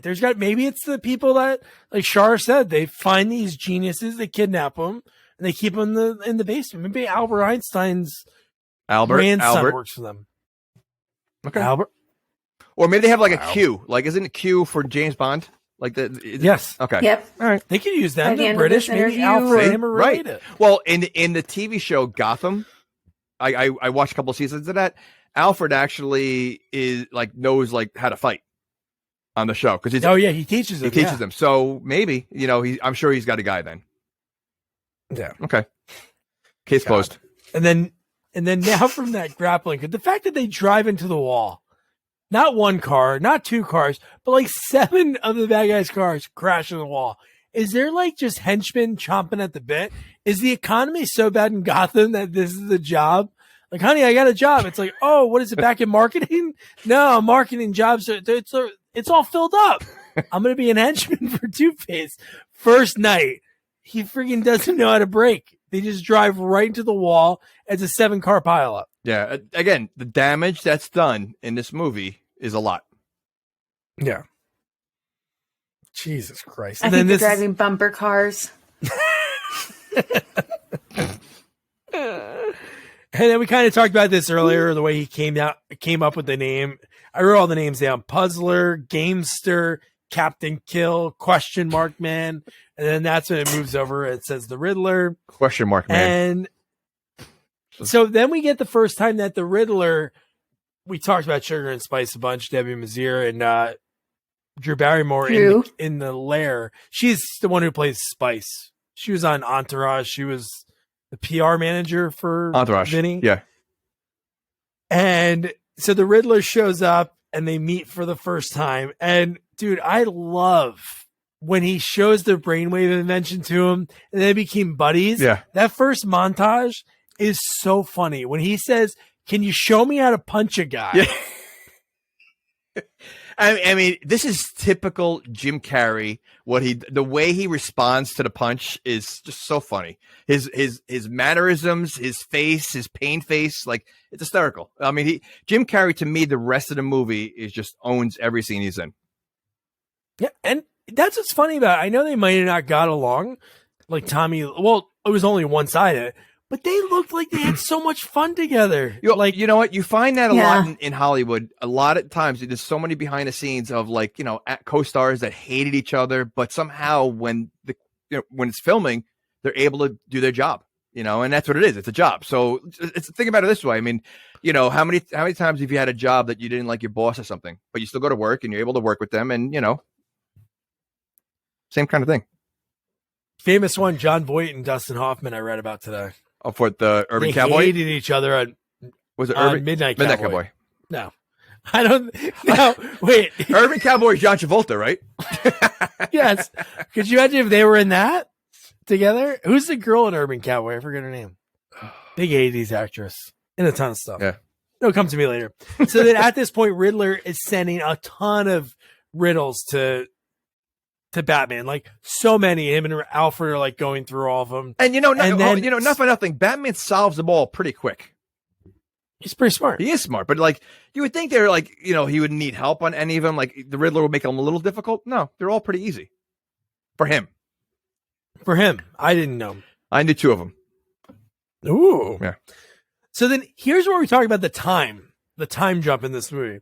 So then we get after this part, we get Nigmatech. All right, it is the biggest product. Everyone owns it. Edward Enigma, they have the GNN thing on the newscasters, like everyone has one in their home, and he says that it doesn't do any damage to your brain. And I'm thinking in my head, okay, not even to get these people in, not even get these things into people's home, setting up like a manufacturing facility. So like how many months into the future is this? And they're saying he's making more of a profit than Wayne Enterprise. Oh yeah. So the stock, guys. yeah. So now Wayne Enterprise, it makes tons of money. So how long is this that he's able to catch up and make more than Wayne? Exactly. It doesn't make sense. Yeah. So there's a huge, and again, he's got a different hairstyle and hair color at this point too. Right? He's changing. But he does go back to the same haircut and hairstyle after. How astute. He does. And then later on, he gets longer hair and a different hairstyle. So. Damn. Yeah. I hate to say it, but I might have to rewatch it just for that. You didn't notice? You didn't know in the scenes when he's as Edward at the party, he's got normal hair. Yeah. And then he's got the flat top, the orange flat top when he's dropping the bombs. Well, where's a wig? Is it like a play on the whole Batman vibe of like alter ego, evil versus good? I don't know. No, well, he completely changes who he is. He changed, and the fact that he was Edward, I thought that was pretty neat. Like when you saw him as that person, because I didn't really expect that to happen. What do you mean? He does say, "How's my mole?" Oh, right? Yeah, he doesn't normally have that mole, and he had it as in the beginning of the movie too. That the Val Kilmer mole, he had it in the beginning of the movie. So I wonder, like, if that was like an on-set joke and they just left it in there. Because he literally, I noticed it like when he first met him and he had that. I'm like, Jim Carrey doesn't have that, but it's the exact same spot as Val Kilmer. That's great. I would like to hear the history in that. No, is it because he admired him? He admired Bruce Wayne? Oh, maybe. So is that what you do? You get the same mole? I can understand the same tattoo. That's weird too, but do you mean someone? They're like, I love you so much. I had a mole put in just like you. I think a lot of people get tattoos based on people they admire. Yeah, they might get like their face or something, or something. But like, look at Kardashians. They're a whole mantra of little cultist. Oh, I don't know. I have a Courtney tattoo on my lower back. She's the best of the Kardashians. Can you name them all? Yeah, Courtney, Khloe, Kim, Kendall, Kylie. You watch the show.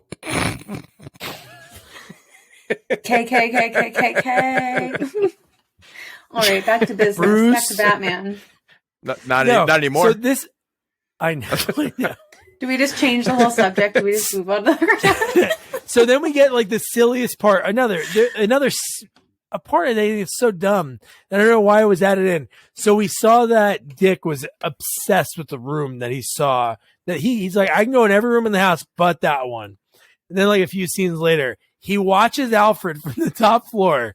And the fact that what he does to get down there is cool. I'm fine with that. Why does he scream now? To himself. Well, he's got to pump himself up. But how slow does that door close? The slowest. Like, wouldn't they have a heavy door that closes fast? Yeah, exactly. Well, again, not for nothing. I noticed that, you would think that Wayne Manor would have the most high-tech security system. And the fact that the bad guys could easily just drive up to the gate and walk themselves in There's like nothing like the security there is horrendous. You know. Yeah, and what parents are letting their kids walk there? Why would kids walk there? What kids are walking there? We saw later in the movie, kids were at the house trick or treating. I must have missed that part. And they're like 2 miles from the city. They were trick or treating. It's pretty trick or treaters in this movie. Oh, dude, were you sleeping? This is a Halloween movie. I was probably writing notes. It's when Kidman is over at his house and later at the end. Okay. And, All right. You're probably thinking about Alfred's eyebrows. I was. Yeah. Wait, but I thought the scene we were. Sorry, I thought the scene we were talking about was when he's the laundry and he's like swinging it on the. Oh, no, that's you know, I think we're past that scene, right? And yeah, we are. I'm glad you brought that up. So I'm so glad you brought it. The evil girl cannot bring up the worst. No, I'm so glad you did because I need that is the worst scene in the movie. Like, what was the point of that? Like although I could see you doing that, Doug. Is that how you do laundry? No, I do it very carefully. The right settings. I read all the labels. Like, do you think he was doing it to show off in front of Alfred, or is that how he really does it? He made a comment. I wish I could remember. I have to assume that's not the first time he's done that, so I'm going to say that he actually does his laundry that way. I would hope that's not the first time because he did it perfectly. He did everything. Circus laundry. It's freaking circus. Everything laundry. was a weapon. The way he was using it, ridiculous, so stupid. I learned that from the clowns. Wouldn't that be funny if he had a line like that? So yeah, and then he breaks in. He falls into down the stairs. Alfred's look to him is like, motherfucker. But you see, you know what though? I saw that differently. I felt like Alfred slowly had the door open and he was expecting him to go down there. No, but he was pissed after that. Alfred was very pissed the way he called Bruce at the same time. Bruce he had a play session with Dr. Meridian. He had to play pissed because he didn't want Bruce to think he brought him down there without telling him. But I think he wanted him to come down there to see that because he saw potential. After seeing the laundry bit, he knew he has, skill, and he's going to be a sidekick. Or it was by the way, yeah. He had the Apple Watch 20 years ahead of its time. Yes, that was what I was going to say. Maybe that was the setup. Maybe he said, okay, Alfred, I'm going to be with Dr. Meridian. I want to show up the new gadget we put together, Then he gets a phone call. He's looking at his Apple Watch. And he took out the car. What, the Benz? No, the other car. The Rolls? It's okay. It's the Rolls. And he's like, no, the other car. Why couldn't he say, was on the phone? He was on the phone, right? He was on the phone. So why? Oh, because was he on speaker? Yeah, well, yeah, it was like an Apple Watch with. Yeah. Okay. I thought he had. It was like had the thing in his ear. All right. So that's why he couldn't say it. They didn't have that technology yet. Oh yeah, it's true. Yeah, they didn't have the wireless, headpiece, but they had the Apple Watch. All right. It was pretty well done. It was my favorite practical effect. I don't know, was it a practical effect? But what, the watch? Yeah, that was my favorite. I didn't care about any of the weapons. I was like, wow, good for them. They thought of this before their time. You weren't a fan of the glow in the dark gang in the next scene? I was. I wrote about that. It was. I don't. The main henchman, future guest, Don the Dragon Wilson. Is the gang leader. Yeah, What else has he been in? Tons of stuff. A ton of karate movies, and he's like he's a champion fighter. I actually wrote my notes say that was probably the most fun scene to film. Well, it was funny when they asked him who he was, and he goes, "I'm Batman." They started laughing at him. Mm-hmm. I said, "What are you?" More like Bat Boy. I kind of enjoy a humiliation in the right context. Not mean humiliation, but like warranted, where he's like, "Yeah, I'm Batman." They're like, "Get out of here!" Like, yeah, no, like, yeah, go home. That was funny. Well, good. They were all excited to see him, I guess, because they saw Batman's car, and then when he comes out, he's like, "Ugh." And then Doug comes out. Batman. Shit. But the fact that he does the right thing, again, he's 17, 16 years old and just lost his family, and he hears a girl screaming, and he runs and he saves her. He saves this girl to get her to leave, and he's fighting the floor. What this scene is is what all of Batman and Robin is. Fluorescent colors, brightness. Like this movie has a little bit of that. Right. But nothing like this scene. No, I know. It's ridiculous. But, you know, how does he get keys to Batman's car? Like, wouldn't you think, like, Batman's car would be, like, almost impossible to start yourself? But nobody's in there, so nobody's allowed down there. Right. Why would you put your keys anywhere else? I don't even think he has keys for the car. It's probably like voice. It's probably like kit. It's probably like voice, activated. There's no way that again. I mean, there's no security in this place, so I guess, but it just doesn't make sense. All right, but we do get the. Is it the first kiss, or did Batman already kiss Chase? No, they kissed. They kissed already. They did already because when the girl. I know that was funny. Robin that was saves funny. the girl. That was funny. Doesn't Batman ever kiss the girl in a nice makeout? I'm like, whoa. I could really get into this superhero gig, right? That's like what it follows up. That's why Doug got into it. That's why it's about the girls, man. All about the ladies.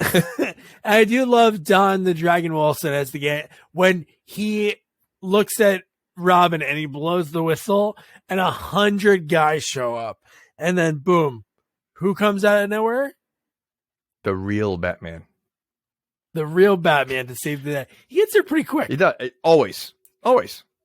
But does he get there to save Robin or his vehicle? Well, I think it's his vehicle. He was, but I think also to scold Robin. He's like Robin's a kid. He's a little kid. Yeah, he yelled at him, and then he even talked to him and tried to and he even talked in like sort of third person because at this point he knows, right? Robin's not dumb, right? It's not like he's like, oh no, Batman parks all this stuff under your house, and he goes, Bruce Wayne would have gave his life for your family. Well, this is where he started crying and punching Batman. Yeah. Okay, so if he was really, he just beat up a whole gang. And the way he was punching Batman was like a 5-year-old punching their father, for like. He was crying. He was emotional. I know, but he was like punching like a little kid. If he was really angry, he could have put a little more effort into it. Oh man! And then we get take notes, everybody. Hit your father harder for Jamie. Hit him right in the chin. So then we get. And then they bond over that their parents are killed by psychos. He revealed Jack Napier killed his parents. And then we kind of mentioned the ball already. Like Enigma has that big party to unveil like the new technology. And that's where Bruce gets tricked by Sugar. So did she this is what's weird. It's almost like they not like sort of like Poison Ivy. Like, did they put a spell on them? The fact that Bruce went with Sugar and the fact that Dr. Meridian in seconds dances with Edward, kind of weird, right? Yeah, I wrote that down. I didn't understand. He grabbed her. He goes, "Come on, let's dance." Creepy. Okay, but Bruce be like, no, because Bruce wanted to scope out the Enigma knew Bruce is obviously going to scope it out, so he wanted, it was obviously all set up. So he figured, let me dance with her. It's a ball. That's how the rich people do it. They just dance with wherever. It's like swapping. it's like swapping. It was a swingers party. So. Thank you, Jamie. Yeah, see? No, but I actually agree because it was confusing why he was so because he becomes like entranced at a point, right? Yes. And then who are you talking about? I was like, Bruce when Wayne. he goes in there, he goes in a trance. Yeah, but he knew what he was walking into. But he told her how do you turn it off. So which was so ridiculous that she goes, "You take this out," and then she's going to trust the guy with Edward, right? And because he has to know, right? Edward and the Riddler look alike. Correct. So I mean, shame on him for falling for that. But so he thought he was going in there. He wanted to inspect it when it was off, and then I fell for it too. I thought she was into him because she was like, "He's so cute." Oh, I think she was into him. I mean, it's Batman. Who's not into Batman? But. Maybe I missed something. Maybe I got distracted. So you're saying, she took the little glow stick out. He asked her, how do you turn it off? He goes, this is how you turn it off. He took the glow stick out. He goes in there. She put the glow stick back in. And then she had a glow stick hidden in her boobs. Yeah. A smaller glow stick. Oh. But why wouldn't she just put the? Drew. Did she give him the glow stick? He took the big one. Okay. It was like a big test tube. She had like a little one. So it was the fake I guess one. the little one could still fit in there. It was the fake one. Oh, the fake one, yeah. But I mean, the sad thing is what was going on in his mind, right? That crystal clear picture. Yeah, it was a little. It was a bat. Yeah, but it was so dumb. I don't know. The bat looked ridiculous. The bat, yeah. There was actually supposed to be a scene with the huge bat and like something with Bruce, but they like cut it from the movie because it ended up being like couldn't too use dark. a real bat. I mean, Can I ask a really quick question? Oh, I'm gonna ask it. Why is he Batman? Did I miss? Oh, well, he ran away. Is that the Christian Bale one? Well, he had a whole scene with this. He had a whole flashback when he was telling the story. He fell into that. He fell into a cut this out. Like a well or a cave? Yeah, no, it was like fell into a wave. But it fell into a hole. Well. No, he fell like a hole. Was it a well? Okay, all right. Which he would have broke his legs when he landed, but it was like he fell pretty far down. But it turned out to be like a bat cave in the ground. And from there on, he became Batman. That's how it works.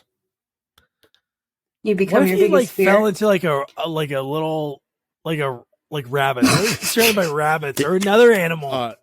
He'd be Rabbit Man. He becomes the Easter Bunny. He would be the Easter Bunny.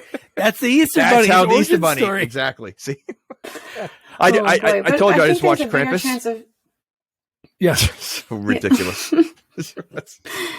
Oh no! Oh man. You So guys yeah. live in So like New York, right? I used to. We're Rats? Jersey now. Oh, okay. I'm sorry. I thought of rats when I. Yikes. well, California Subway. has a lot of rats too. So then we get, like Shar mentioned, he goes into that room, you see the bat, and then at this same point, Two-Face comes in, ruins it by just shooting everything, and it shuts off the power and it breaks the machine. He's such a loose cannon. Two-Face Yes. really. I mean, he just, you think you're on the same page with Jim Carrey, and he just does whatever he wants. Dude, this next scene when Bruce says, Alfred, I have to change in the car, and he goes into the car, he changes, and dude, I laugh so hard when he comes through the sunroof. He comes through, the glass breaks, and then you hear one guy in the crowd, he goes, hey, it's Batman! and isn't that where he goes, your entrance was good, his was better. Like, and then yeah. No. And Dr. Meridian. Was this before Meridian goes to my place at midnight? This is right after. Right So after, yeah. You got to think all this chaos is going on, bombs going off. She says, my place, midnight. Yeah. That's what she's thinking about. Not like, hey, I got to get out of here without harm. No, I need to get boned. Yeah. That Yeah, is and I what was she's like- thinking about. Well, she's been thinking that I from the was beginning. like, okay. Yeah. I was like, midnight is too late. Why? That was my first thought. I was I'm like, sleeping. Batman, can you come at 7:45? yeah, right. Like I mean, this guy's 9:30. on call all the time. Like he needs to sleep. Yeah. That was a little selfish. Thank you, Jamie. That was a little selfish. We got to think of the Batman. 100%. World. And then at this very same time, Dick Grayson, he has his suit. Alfred brought it and like hid it in the trunk. So I guess Bruce didn't know. And he's going into like fight at the same time. But then this is where Batman, again, he's so smart, right? I did love the CGI, like the technology of him flying off the roof. But then he falls for the old trick, like let me follow these henchmen into a hole. Yeah. That leads down a tunnel into another, like almost. It looked like this. Did they use the same prop from the opening scene? It looked like the bank vault. It did. Because he's trapped in there. They shoot gas in there.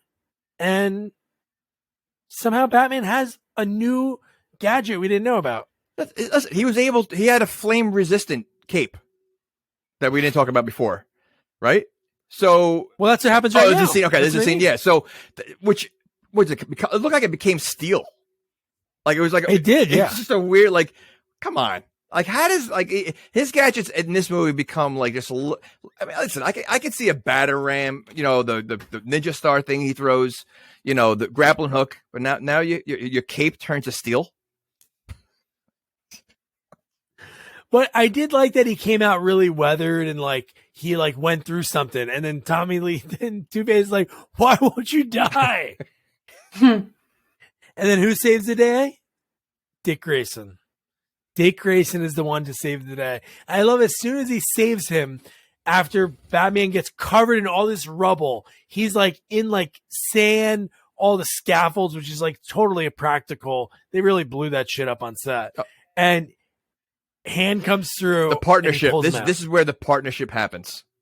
Once they begins. once they grab hands, that's it. Now I got to backpedal because the joygasm scene where the Riddler or Jim Carrey, whatever we want to reference him as, but he's wearing like the tightest little suit, and that's where you can see his bat balls. Is that what we were referring to? Well, his bat balls. Well, he wouldn't have bat balls. The Riddler balls. It'd be Riddler balls. So you saw or it'd be the Riddler rod. The Riddlers. Riddler rod. I was like, oh, okay. Is that why he walks around with a big rod? Mm-hmm. Yeah, I think did he?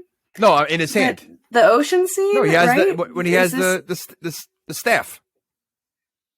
Yeah, it's like it's right after they kidnap. So you're saying the Riddler's packing heat? Oh, the Riddler's packing heat. Am I going in order? No, it's right around this scene. Is. No, I think you're pretty close to it. Okay, no. cool. Okay, because the ocean scene, did that already? No, occur? no. No, that's Okay. the end. Sort of. He also he becomes very like he reminded me of Elton John later at one point in this movie. Yes. The outfit he had on, right? Okay. Yeah. Okay. I wasn't the only one. Okay. So then we get at midnight when he shows up at Dr. Meridian's place. And I think even at this scene, Alfred gives him like love advice, a little bit of like a pep talk. And I love that when he gets there, again, she was like, seemed like she was into him, right? To meet at midnight. And she goes, I met someone. Wow. And he turns and he smirks. Well, and she's in lingerie waiting. I know. His smirk is awesome. But that imagine being him at that point. He's like, yeah. I'm better than Batman.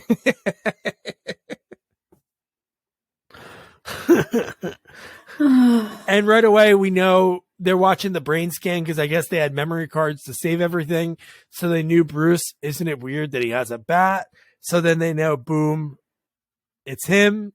And then here we get the scene that Jamie was staring at Alfred's eyebrows. But trick-or-treaters come to the house. There's a pumpkin. There's like I don't know how I missed. I don't know how I missed that. Yeah. Alfred says, Happy Halloween. And then you have Chase and Bruce sitting on the couch. So awkward because they're both trying to, because he said to Dick in the scene before, I'm done being Batman. It's only caused harm. I'm going to tell Chase everything. And they're both having this very awkward, like she wants to say I'm into you and he wants to say I'm into you and I'm Batman. You know, he says that now, but this is the third movie. So Batman's caused a lot of harm and a lot of deaths in the last two movies. Why only now is he realizing that, you know, being Batman is a lot of, you know, carnage? A girl really loves him, maybe. He's had a girlfriend in every movie. Yeah, but it's because this is Batman Forever, and there's a contradiction to his. See? Mm-hmm. Okay. Batman Forever, till death do us part. I mean, not for nothing. He had Kim Basinger in the first movie. Yes. You know, I think Kidman looks great in this, though. I won't but lie. I would be more of a Kim Basinger fan over Kidman. Ooh, really? I agree. I will say, I looked up how old she was. She's like 51 now or 55. Who, Nicole Kidman? She's 51 5. I believe Kidman. that. Yeah. But I thought she was like 65. Well, she looks it because she has a lot of plastic surgery. And just looks good. And she got famous super. Yeah. You think she did? No, I mean, I at thought she 19. was older. I mean, even in this film, I thought she'd maybe be 30 and looking great. Oh, you know what though? Look at And then Michelle I was like, Pfeiffer. I mean, she looked amazing in the second movie. So yeah, Batman gets it. He gets it. He gets it all right. So then we have the trick-or-treaters come, and then how about the next? So Alfred can make these suits. They have all these cameras and everything around this house. They somehow let in a cavalry of villains in multiple cars. And Alfred, I love that Tommy Lee Jones and Jim Carrey are wearing like kids' Halloween masks and like trick or treat. You know what? See, now that's a scene I remember. I don't know how I didn't think that we're. So wouldn't you have written down in your notes, why would they say trick or treat? I didn't hear that. I just, forget it. I was still talking about the eyebrows. It's still talking about the eyebrows. But yeah, he fell for that. And they're beating the crap. Then you have all these henchmen and it's just Bruce Wayne. And I thought this scene was really well done. I'm sure obviously Val had a stuntman, but it was cool him diving on the long table, the table going up. It was cool seeing him do the Batman stunts, not as Batman. You know, as a man. Like, it was like almost like doing like Bourne Identity. Like he was doing Jason Bourne, and it was very cool. No, I agree. And this is the scene that I was talking about earlier. This is where comic book fans really hate it, because Two-Face in the comics, he would only flip the coin once and that was it. So he flips it like 17 times to get the result he wanted. And the way the studio, I guess somehow they put something out, they were like, he was basically thinking of all of his moves ahead of time. And he was flipping for all those, which is so dumb. It's not like he almost was going to do something all those times, but he shoots Val Kilmer. Yeah. Yeah. But where does he shoot him? I don't. Does it just graze him because he has blood on his forehead, but he's like pretty much passed out. He's like dead. Yeah, he wasn't moving. So, I mean, yeah, you know, the whole coin thing. You see No Country for Old Men? Yeah. Okay. So that's how Two-Face should have been. You know, in that movie, he flipped a coin, and if it landed right, he would kill them or not. And that's how, like, Two-Face, there's no point of flipping the coin if you're just going to keep flipping it until you get the answer you want. So I understand why the comic book geeks, you know, would be upset about that. So no, totally. But yes, and Batman looked like he was dead, or Val Kilmer or Bruce Wayne looked like he was dead. Yeah, and then the Riddler stops him and says, "No, don't do it, because then he'll never learn." And it's like, see, classic bad guy. We exactly. I wrote that down. I'm like, this happens, and we discuss it all the time. It's the mistake every single time. They never finish the job. Yeah, like you think Jamie's favorite scene with the bombs. Oh. I do love the Riddler bombs because they look like little bats. Just his little dancing when he's doing it, and he's like throwing it, and he's playing bass. It was just a funny. I thought it was a funny scene.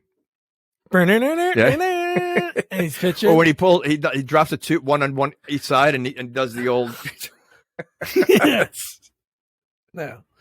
So great. Oh, and then he grabs his Riddler balls, and you hear like a honk.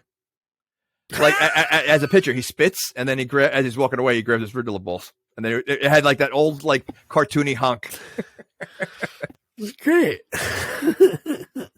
And she's tied up on so Riddler has all this money from selling his TV sets. He has a Riddler couch with Riddler ? Lights coming in. How quick did he make his lair? Mm-hmm.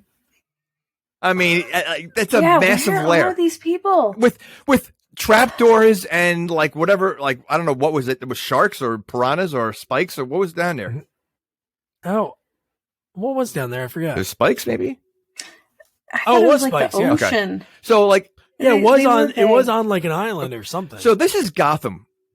Where's he able to build a lair like that?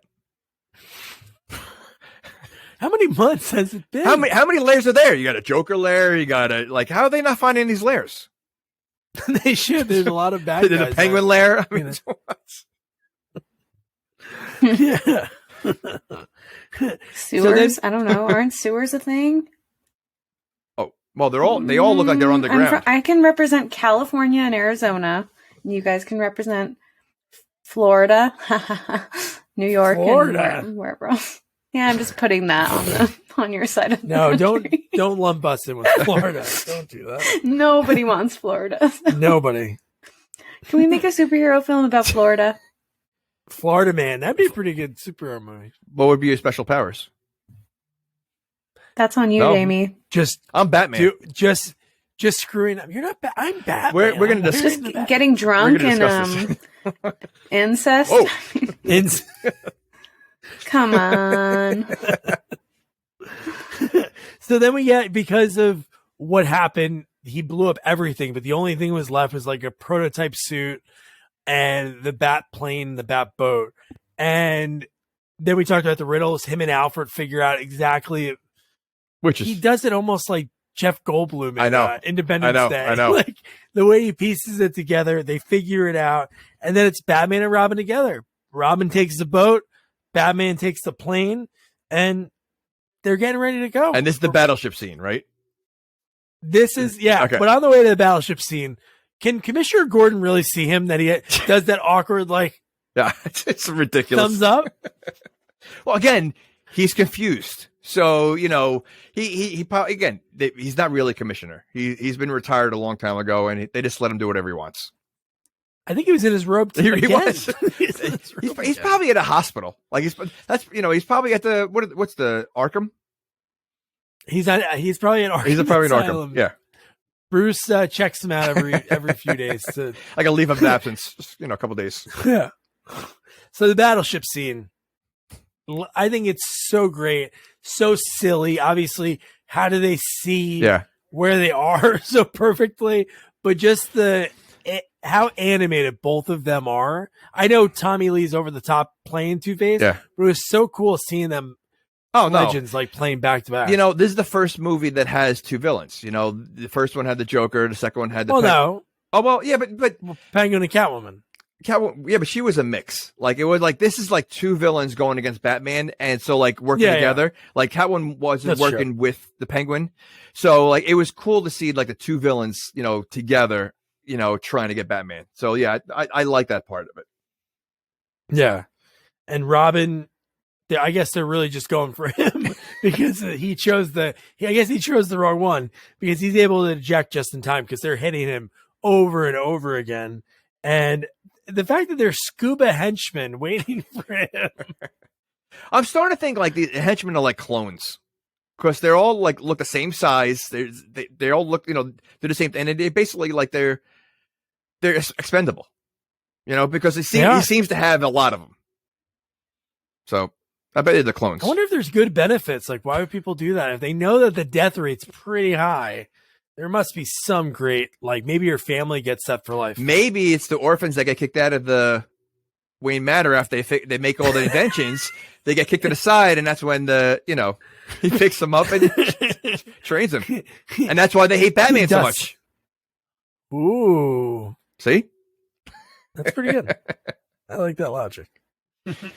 So then Batman even gets shot down by the Riddler.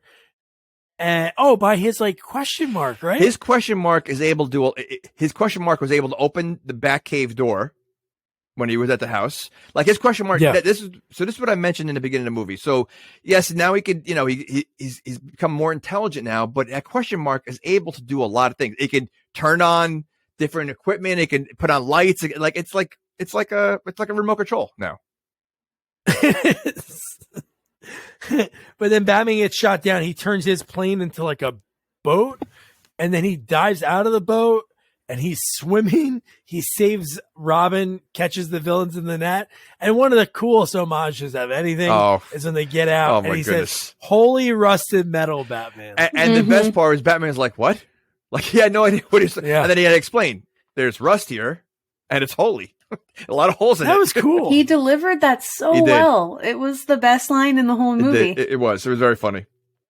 O'Donnell in the behind the scenes, he says like how he grew up on the show. Like, so it was like quite an honor for him to play, which is pretty cool that people still. I wonder if he threw that in there himself. Like, I wonder if like he because that could have been like an ad-libbed line. That'd been cool. I would say there was spirit to it because it felt very 50s. Or that's how it felt exactly like the retro show. So that was I thought it was fun, so funny. Burt Ward was in the movie theater and he was like crying. Probably he's like, "Yeah, thank you, Chris O'Donnell." I wish they used like them in the movie somehow. Like he could have been Alfred. How great would that have been? Adam West? Yes. No, he couldn't have been. Yes, Alfred. he could have. That would have been great. That would have been great. Could you imagine Adam West and William Shatner like having a conversation? Wait, why William Shatner?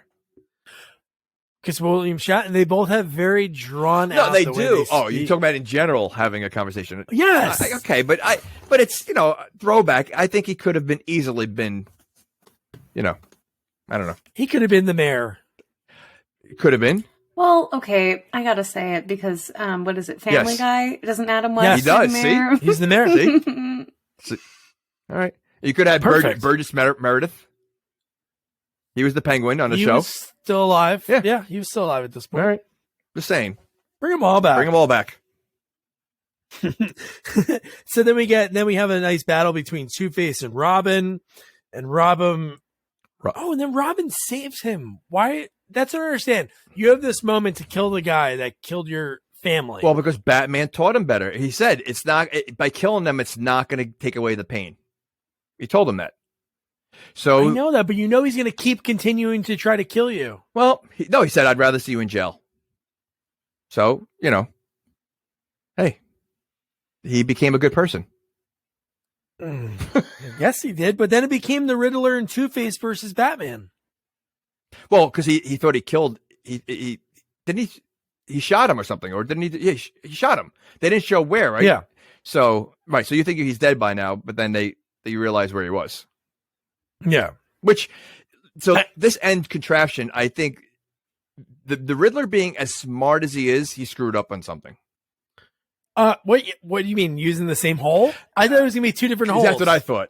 And right. So to have them that close together in the same hole made absolutely no sense. Yeah, I thought it was going to be two holes. So in my head, I'm like, who's he going to save? I'm telling you, the last time I saw this movie, yeah. Right. Or he was going to go through one and then shoot through the other. But this is the same thing that Two-Face did in The Dark Knight. Yeah. The same exact thing. And his was better. I agree. And I really thought like it would be like something where he'd have to dive in one hole and shoot, like save him. Yeah, that's exactly. Okay. Well, I was looking off camera like for a moment, and the whole two holes shooting off here, it was pretty. That made you I just giggle. hope the listeners are giggling as well, without the context of the visual. But I did love Jimmy Carrey in this. I loved him the whole movie. Like, he crushed in the whole movie. But he's a game show host. Oh, yeah. And he even says, when he talks about who's behind door number 2, he's like, in door number 2, we have Fat Man's trusted partner. When he describes both of them, it was very funny. Oh. And one day he wants to see a girl naked. Maybe he'll see a girl naked without any clothes. That's what he says about Robin. Yes. And then the Batman has a riddle for the Riddler. And he goes, ooh, I'm intrigued. And he goes, I see without seeing. And he goes, easy. You're as blind as a bat. And then Batman throws like a bat arrow and it breaks the big blender. And then Riddler starts acting all weird. Yeah. So is his brain always connected to that? Mm-hmm. That didn't make sense either. You would think that. Oh, maybe that was like the hive for where all his like brain. No, it was the stealing hive. his story. So like as long as that's alive, he's the smartest person around. But I would have thought like once it's in your head, that's it. Like there's no connection to that thing. It shouldn't have been. Yeah, or we see a It's like a beam or server. something. Right. Well, I want to make a comment because what's her name? Debbie? Is it Mazar? Debbie Mazar. I think it's Mazar Mazar. or something. I don't know. The Italian, the devil girl. I feel like she wasn't really into the role. She didn't really have any lines. I just had to make a comment because I remember during that scene, there's like a little bit of flirtation between her and Drew Barrymore. I mean, she was cute. She played it well, but I feel like it was a little awkward for her. Anyway, I was backpedaling on my female companions. There's 3 of them in the film. But yeah, because I can't remember how they react when he breaks it. I forgot. They're right. The chicks, They're right? in the They're They're kinda in the just room. I thought she disregarded. ran off. I thought Drew Barrymore ran off. Oh, it's because know what it was when they say the naked scene about was it Robin wants to see a naked chick, and then they all cuts giggle. directly Yeah. to her, Yeah. and she's all like, I just felt, I don't know, maybe it's my own feminine opinion where But I felt she was like, why did he assume that Robin didn't see a naked girl? There's That got to was be an insult, right? some girls in the circus, right? I mean, plus, I'm sure there's magazines. They insinuate he's gay often, right? Or He not actually, often, but I at least think once. in some of the comics, he was gay. Yeah, he insinuates it around that time. I thought. Yeah, but I don't think. I don't think around this time, because don't forget, he kissed that girl, like, and then in this third movie, it was something else with a girl, I thought. In Batman I and thought Robin? he said something like Batman's only companion. Supposedly, the whole joke is like them two together. That's why on Saturday Night Live, ambiguously gay duo. Yeah. Wait, by the way, Saturday Night Live. I think Pete Davidson would be a really good Joker if they ever did a remake, like a Jim Carrey remake. I can't stand him. Just because he's so over the top. I know. I can't stand him either. That but... one episode, Pete Davidson and the Kardashians. Okay. We are Pete hitting pop culture. Has one emotion. It's the keywords. same. It's all about analytics. We're doing it really well. Robin Williams would have crushed it. I would have loved Robin Williams. He would have crushed it. He would have, yeah, absolutely. Well, I guess if we're talking for the time, I'm thinking if we did a remake. Oh, well, they already have a Riddler. They have what's his name? From Pattinson. No, isn't it from what's the movie with Kevin Spacey with the roses? American Beauty. Yeah, American Beauty. Who's the one guy? I think it's him. It's anyway. It's one of those young. It's Dana something. Is it? I don't know. Anyway, yeah. Okay, American Beauty is like 90s, and we're going to 2000. Yeah, but I think he's playing the Riddler. I think the one guy from the movie is playing the Riddler, because you have the Penguin and the Riddler. Is this from your inside source? Well, Just we kidding. actually have an inside source for the new movie. We do. Yeah. So we'll be able to. How do you find these people? Are you just out on the corner, like asking? They everyone? come to us now. He's in the bathrooms at Musso and Frank's in LA. They come to us. They know who we are. They know who we are. So they know who you are. So at this point, Riddler has like this amnesia. He doesn't know what's going on. He also looks Batman deformed. Doesn't he look a little deformed? He's starting to melt. Yeah, he looks like a marshmallow. He does. He looks all like mushed. Yeah. So besides taking all his brain cells away, it makes him melt. I don't know. He looked very weird. Yeah, it's almost like Edward when he was regular Edward, he had like a bigger head or something, because maybe he was like going back, or maybe because he had shape. so much, his brain expanded, and now it's like kind of like shriveled, like a balloon.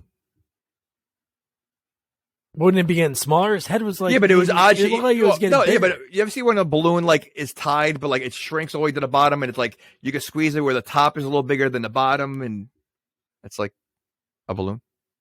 That's a balloon. All right, forget it.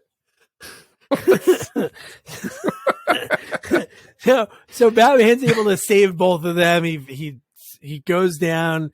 He saves Robin and Chase Meridian. He saves her and then first. And then Robin. And then he saves Robin just in time. And then you have Batman and Two-Face. The fact that we talked about it earlier, Chase mentioned it. The fact that he just throws coins. That was such a lame ending for him. Like, he's such a big character in the whole movie, and he died because he couldn't catch the right coin.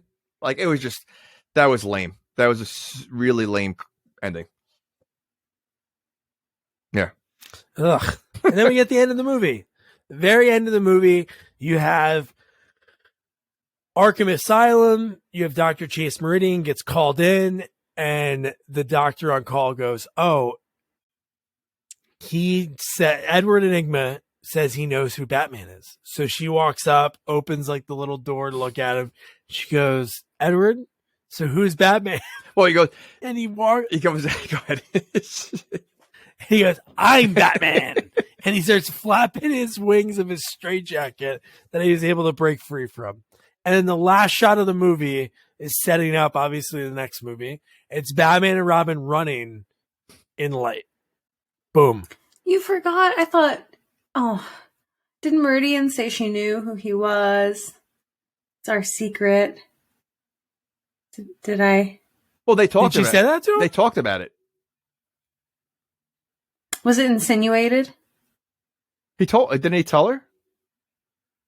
Well, he starts to tell her, and he Yeah, I think she know. Oh no, they kiss. Yeah, he kisses and she her, recognize- and and she she goes, recognized "I it. knew." Yeah. and she has this look on her face. Right. Yeah, I think she says like "I knew" Yeah. or something, or she has like this look, like like an aha Well, moment. He probably still had the Batman smell to him from the suit, and she recognized the aroma. You smell just like See? leather. There you go. Wow. So that was a lot to unpack. It's a 2 hour Batman movie, and it's a 2 hour review. So let's go to our guest, Shar. Shar, would you recommend someone to watch this movie? Okay, I'll be honest, but we had a little debrief That's what we want, before honestly. we recorded, and I was like, "Man, this is horrible." But I do think I have more flexibility because, it is comic booky. I think I'm more partial to the Christian Bale, which I think is more cinematic than anything how we described earlier. But and I appreciated the direction in that. But Tim Burton I love too, but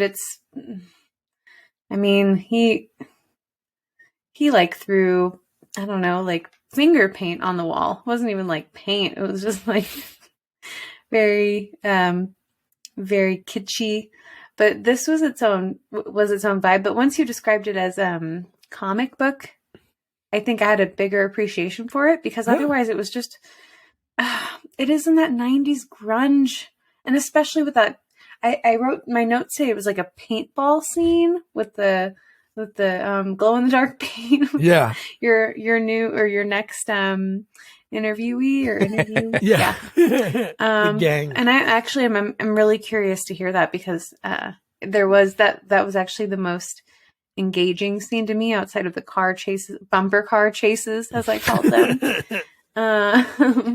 But I thought that actually had the most effort put in outside of the practical effects, which I do want to showcase, although they were kind of campy. And as Jamie said, where the hell do you put these things? They really were, for the time and for the appreciation that they won't be done like that anymore. Very well done. And I think it is actually a film you should appreciate for those aspects. So it is long. I do wish they could cut 30 minutes. There is a lot of room to cut, but more girls, less boys, yada, yada, yada. That's my summary. Okay. Jamie? Yeah. So I'm gonna say absolutely watch this, and I'm gonna say it for a few things. So first of all, if you've seen the newer Batmans, you have to understand where this is coming from. The new ones are darker; these are more comic booky. I feel that if you're a younger person who's never seen the new Batmans and saw this for the first time, you would enjoy the movie more. I think that because people have seen the newer Batmans and then going to this one, it's harder to enjoy as much. You know what I'm saying? So I think if you've never seen any of the Batmans, I would totally watch the original ones first and then work your way to the newer ones, so you could appreciate where it comes from comic booky to later on. This is, to me, I might even like it in a way better than Batman Returns. Like it's close. Oh, and again, only because of Jim Carrey. I'm a huge Jim Carrey fan, and I think he crushes it. And I think both movies have their faults, and they're both super enjoyable. So I would absolutely recommend it. All right. Well, I have to agree too. I love when sequels either heighten or they just change direction. I think this one, having that vision of the comic book, I think they nailed it. I love Val Kilmer. I wish that him and Schumacher got along more, because I think the next movie, I don't know if he could have saved that movie maybe a little bit, because like Jamie said, Clooney talks like Clooney. Oh, it's so bad. Even when he's Batman. So you have to watch the trailer again if you haven't seen it in a while of Batman and Robin, and it's George Clooney's sarcasm as George Clooney wearing a mask. Like it doesn't fit. Amazing. Like, all these other Batmans have like the raspy voice that Shar did so well in the beginning of the movie, the review. yes. Sure. I don't know. That's actually more of a Sean Connery voice. Yeah. But yeah, definitely recommend it. It's a fun movie. Totally. Well, thank you, Shar. And now the next sequel review will be our 79th sequel, which is kind of a trivial and odd number, but it'll also be our 200th episode. Cue the fireworks, play Celebrate, and we're covering a sequel with two horror icons, Freddy versus Jason.